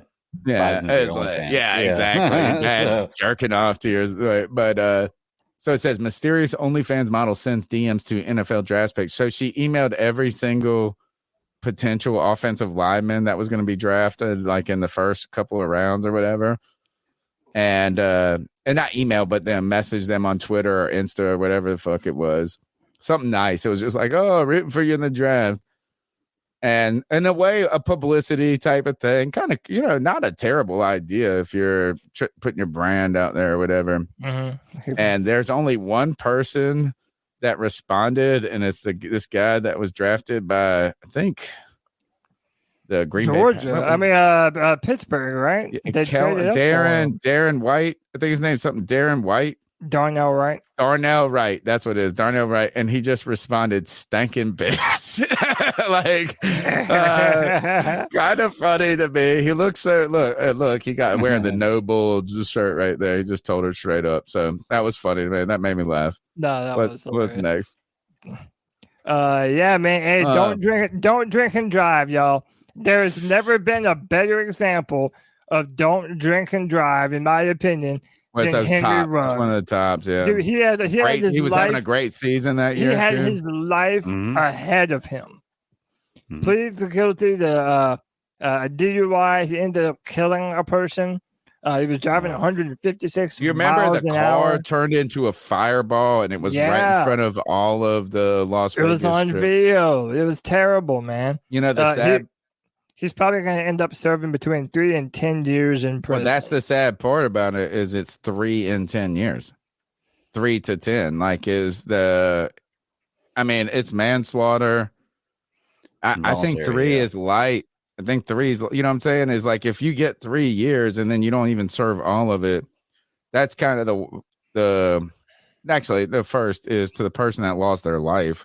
That's the real awful part of this story. But that's again is like I hope that that we don't lighten up our discussion of society just because it's a little in the rear view, and no pun intended on that one, but of our discussion. It's like just because it feels distant now. Like I bet you if they had that trial a month after this shit happened, he would get 20 years. Oh yeah. So all right. Sad, man. This one makes me laugh. Tony is not turning into. I just am the old creepy dude on the podcast. I'm the guy that would pat this girl's. Tony, you're like a year older than me, man. Like I know I'm 41, if you're calling but yourself old, that makes me feel bad. Yeah. Oh, But, dude, SC Base just put it in the chat, dude. How about Lucas Van Ness's girlfriend screwing his? I don't know if that's what happened. It was perfect, right time. It's perfect timing. So, Cardinals. I just saw this. It turns out that Fox News' best coverage of the news is on sports. Yeah, probably so. I just Google every time before we go on the show. I just hit Google News. You know what I'm saying? NFL. And I just see if anything pops out. And it's like two of these headlines. The OnlyFans one was from Fox News. This one's also, I think, from Fox News. Cardinals Buda Baker reacts to NFL draft picks dad slapping butt of son's girlfriend. He said, I'm checking him. I'm watching out. Hey, you know what? He was drafted 13. He was like, baby girl, like I got you here. I got him here. I got you here. And he jumped through. Don't be that guy one day when it's your son's girlfriend and it's like, hey, Dad, this is my girl. She got a big old fat ass. You have to hold yourself back. You gotta hold yourself back. You know what? I tell you this is what's worse is being the person whose dad is doing that. This is more embarrassing on camera. Yeah, more embarrassing for Lucas Van Ness than it is for his dad. Oh, for sure. Without question. Dalvin Cook could make a super team in Miami. If they have a QB.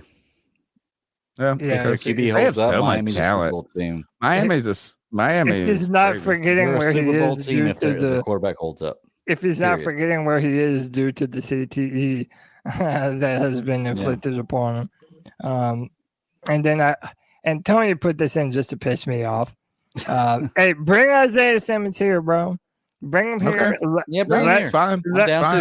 Bring him here. Let Ejiro Rivero turn him around. Let him be that franchise linebacker that we need, bro.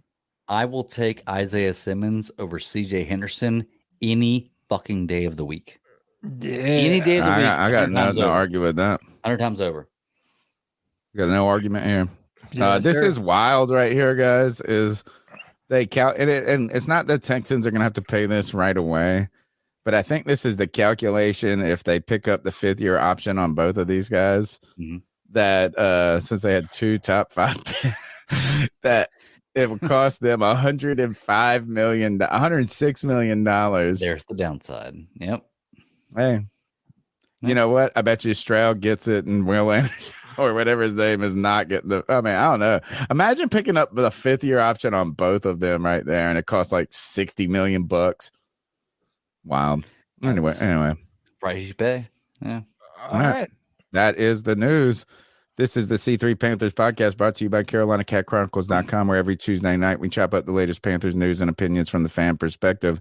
It's the longest running Panthers podcast, literally. And we're still running right here. We got one last segment. It's our homage to Steve Smith, where we tell someone to ice up, toughen up to get it together. Anyone's fair game. Let's get after it.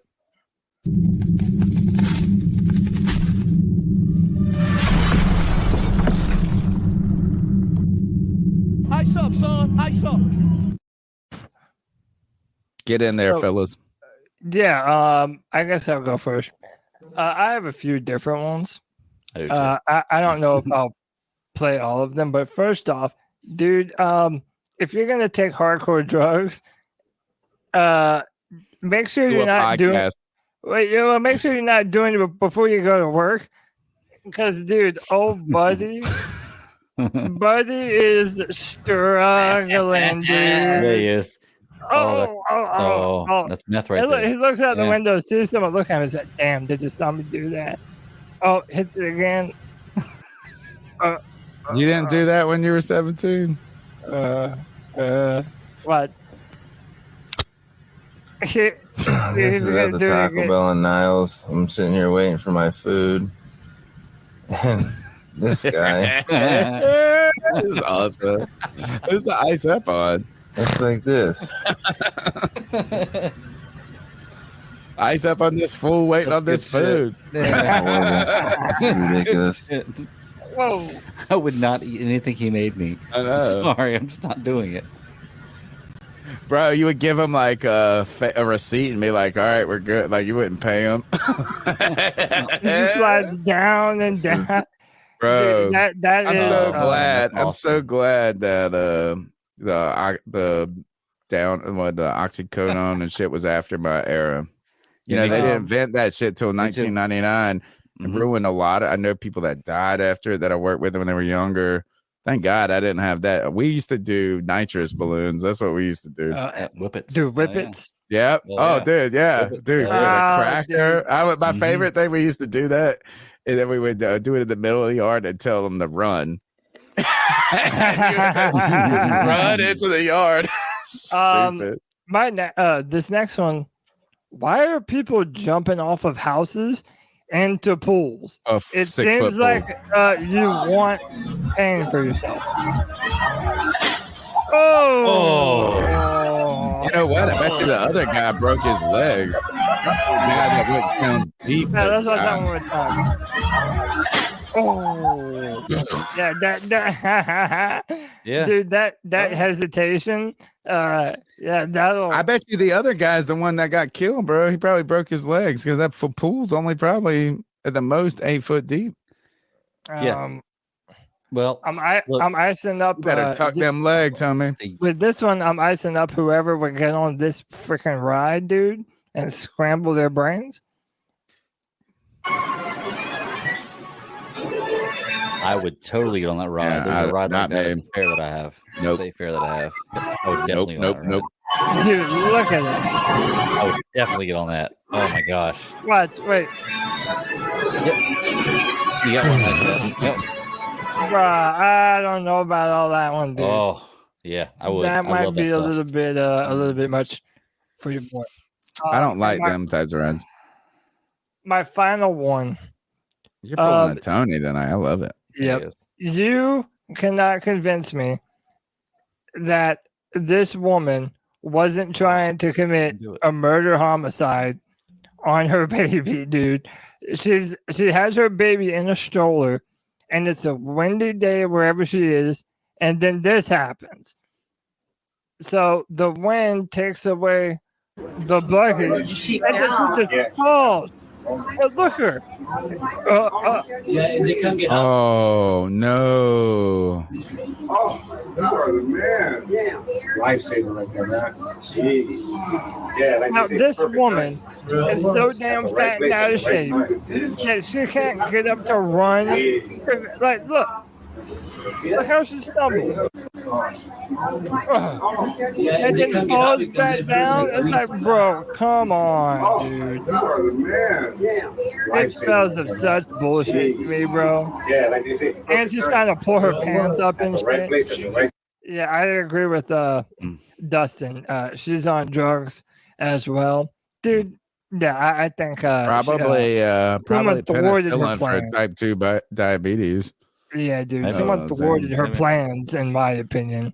But to her, ice up, and that's it, man. That's all my ice up picks. Okay. Let I'm me kind go of- real quick. You Go got ahead, video, yeah. Greg? Mine's No, short not and video. I'm sweet. just pictures. Okay, So go mine's ahead. short and sweet. Is I'm icing up Boston sports. I hope that I assume that a lot of Boston fans have drank bleach over the last 2 days. They've lost 2 game 7. The Boston Celtics lost last night where James Harden. They didn't even have Joel Terrible game, Embiid, too, and James Harden goes off for 45.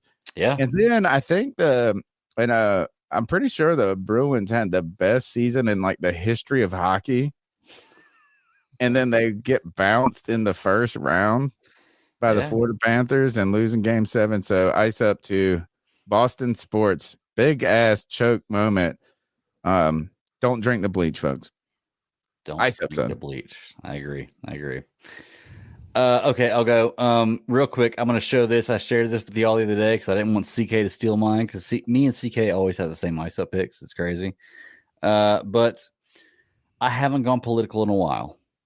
So I will now. Like, I've got to ice up Joe Biden here. Like, if you don't know and you don't pay attention to politics, you should, because it's your future. This is not your future, have you bro. ever heard of Have you ever heard of Joe Biden? May be if you don't get to the voting box. I'm telling you. Have you ever heard of having the press in your back pocket? Okay. Well, Joe Biden definitely has the press in his back pocket. Okay, so this is a picture, and there's that's the reporter. This is a picture. This is the reporter. So check it out. This is his press report, right? So his cards that he has the reporter, the name spelled out phonetically, so that way he can read what the name says. Well, I So mean, it's look at the name. Courtney I mean, I would need it too. Super amazing. You're right. Okay, I get that. Okay. Then the exact question she's going to ask. Plant. And I'm assuming below his hand, the answer he's going to give. Like it says right here, question 1. Like right there, question 1. Look at that. Okay. So this is not the definition of free press. Okay. So I will not tell anybody that you're dumb. The fourth estate. This is going on. But I want to ask you, do you think this right here is free press? Do you really think this is actual reporters asking him questions that he has to answer? Or do you think that the press is in his back pocket? So I'm icing up Joe Biden for this one right here because this is absolutely insane. And if you go back and look at it, there's multiple times throughout his tenure as president where this is the case. Joe Biden has the press in his back pocket. And this right here is proof. There is no other proof you need for it. That he has questions laid out for him that he can cherry pick what he wants. So I'm icing up Joe Biden on this. Ice up, and I don't know who to ice up on this, but it's all theater. All right, so when you say theater, that's perfect segue for it. I went caught lunch, forgot to bring my lunch to work. I went to this little country restaurant today, and they had a TV up, no sound, but they had it was like 1:00, so the stories were on. They had the daytime stories, which I didn't even know still existed, but I did know. So like Guiding Light, the days go on or whatever.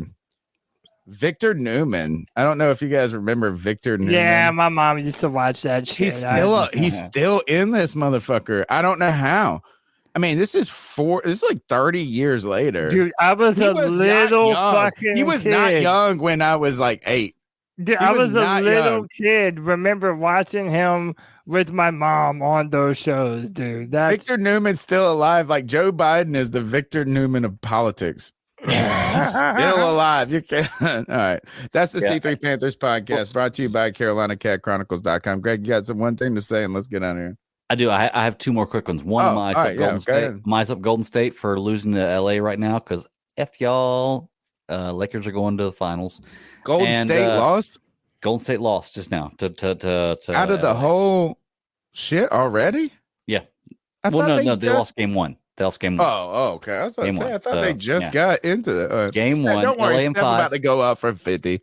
LA and 5. Check out the 5 and 5 podcast on GCS channel. Like we're covering NBA playoffs. But I wanted to ice up one more. I wanted to ice up one more person here. I want to play this music so bad. I really do because I want y'all to hear it, but I can't. But I can read the lyrics. Okay, so do y'all know who Smokey Robinson is? Yeah. Okay, so Smokey Robinson is, let me check, 83 years old, coming out with a new album this year. What's wrong with that? Okay, there's nothing wrong with that. Okay. Oh, the name of the album is Gasms. Okay. He's a man after my own heart. It's a self-titled album, which means the lead song on the album is Gasms, is the name of the song. I didn't pull up the names of the songs on the album because it's pretty funny. It's like I Think I'd Fit in There. I think is one of the names of the song. So it's pretty crazy. But let me read let me read you the lyrics to the first song, the title song for this album, Gasms. When I look at you, it makes me feel better than good. And what I see is you and me together forever. I'm knocking on wood. Every kind of gasm in the book.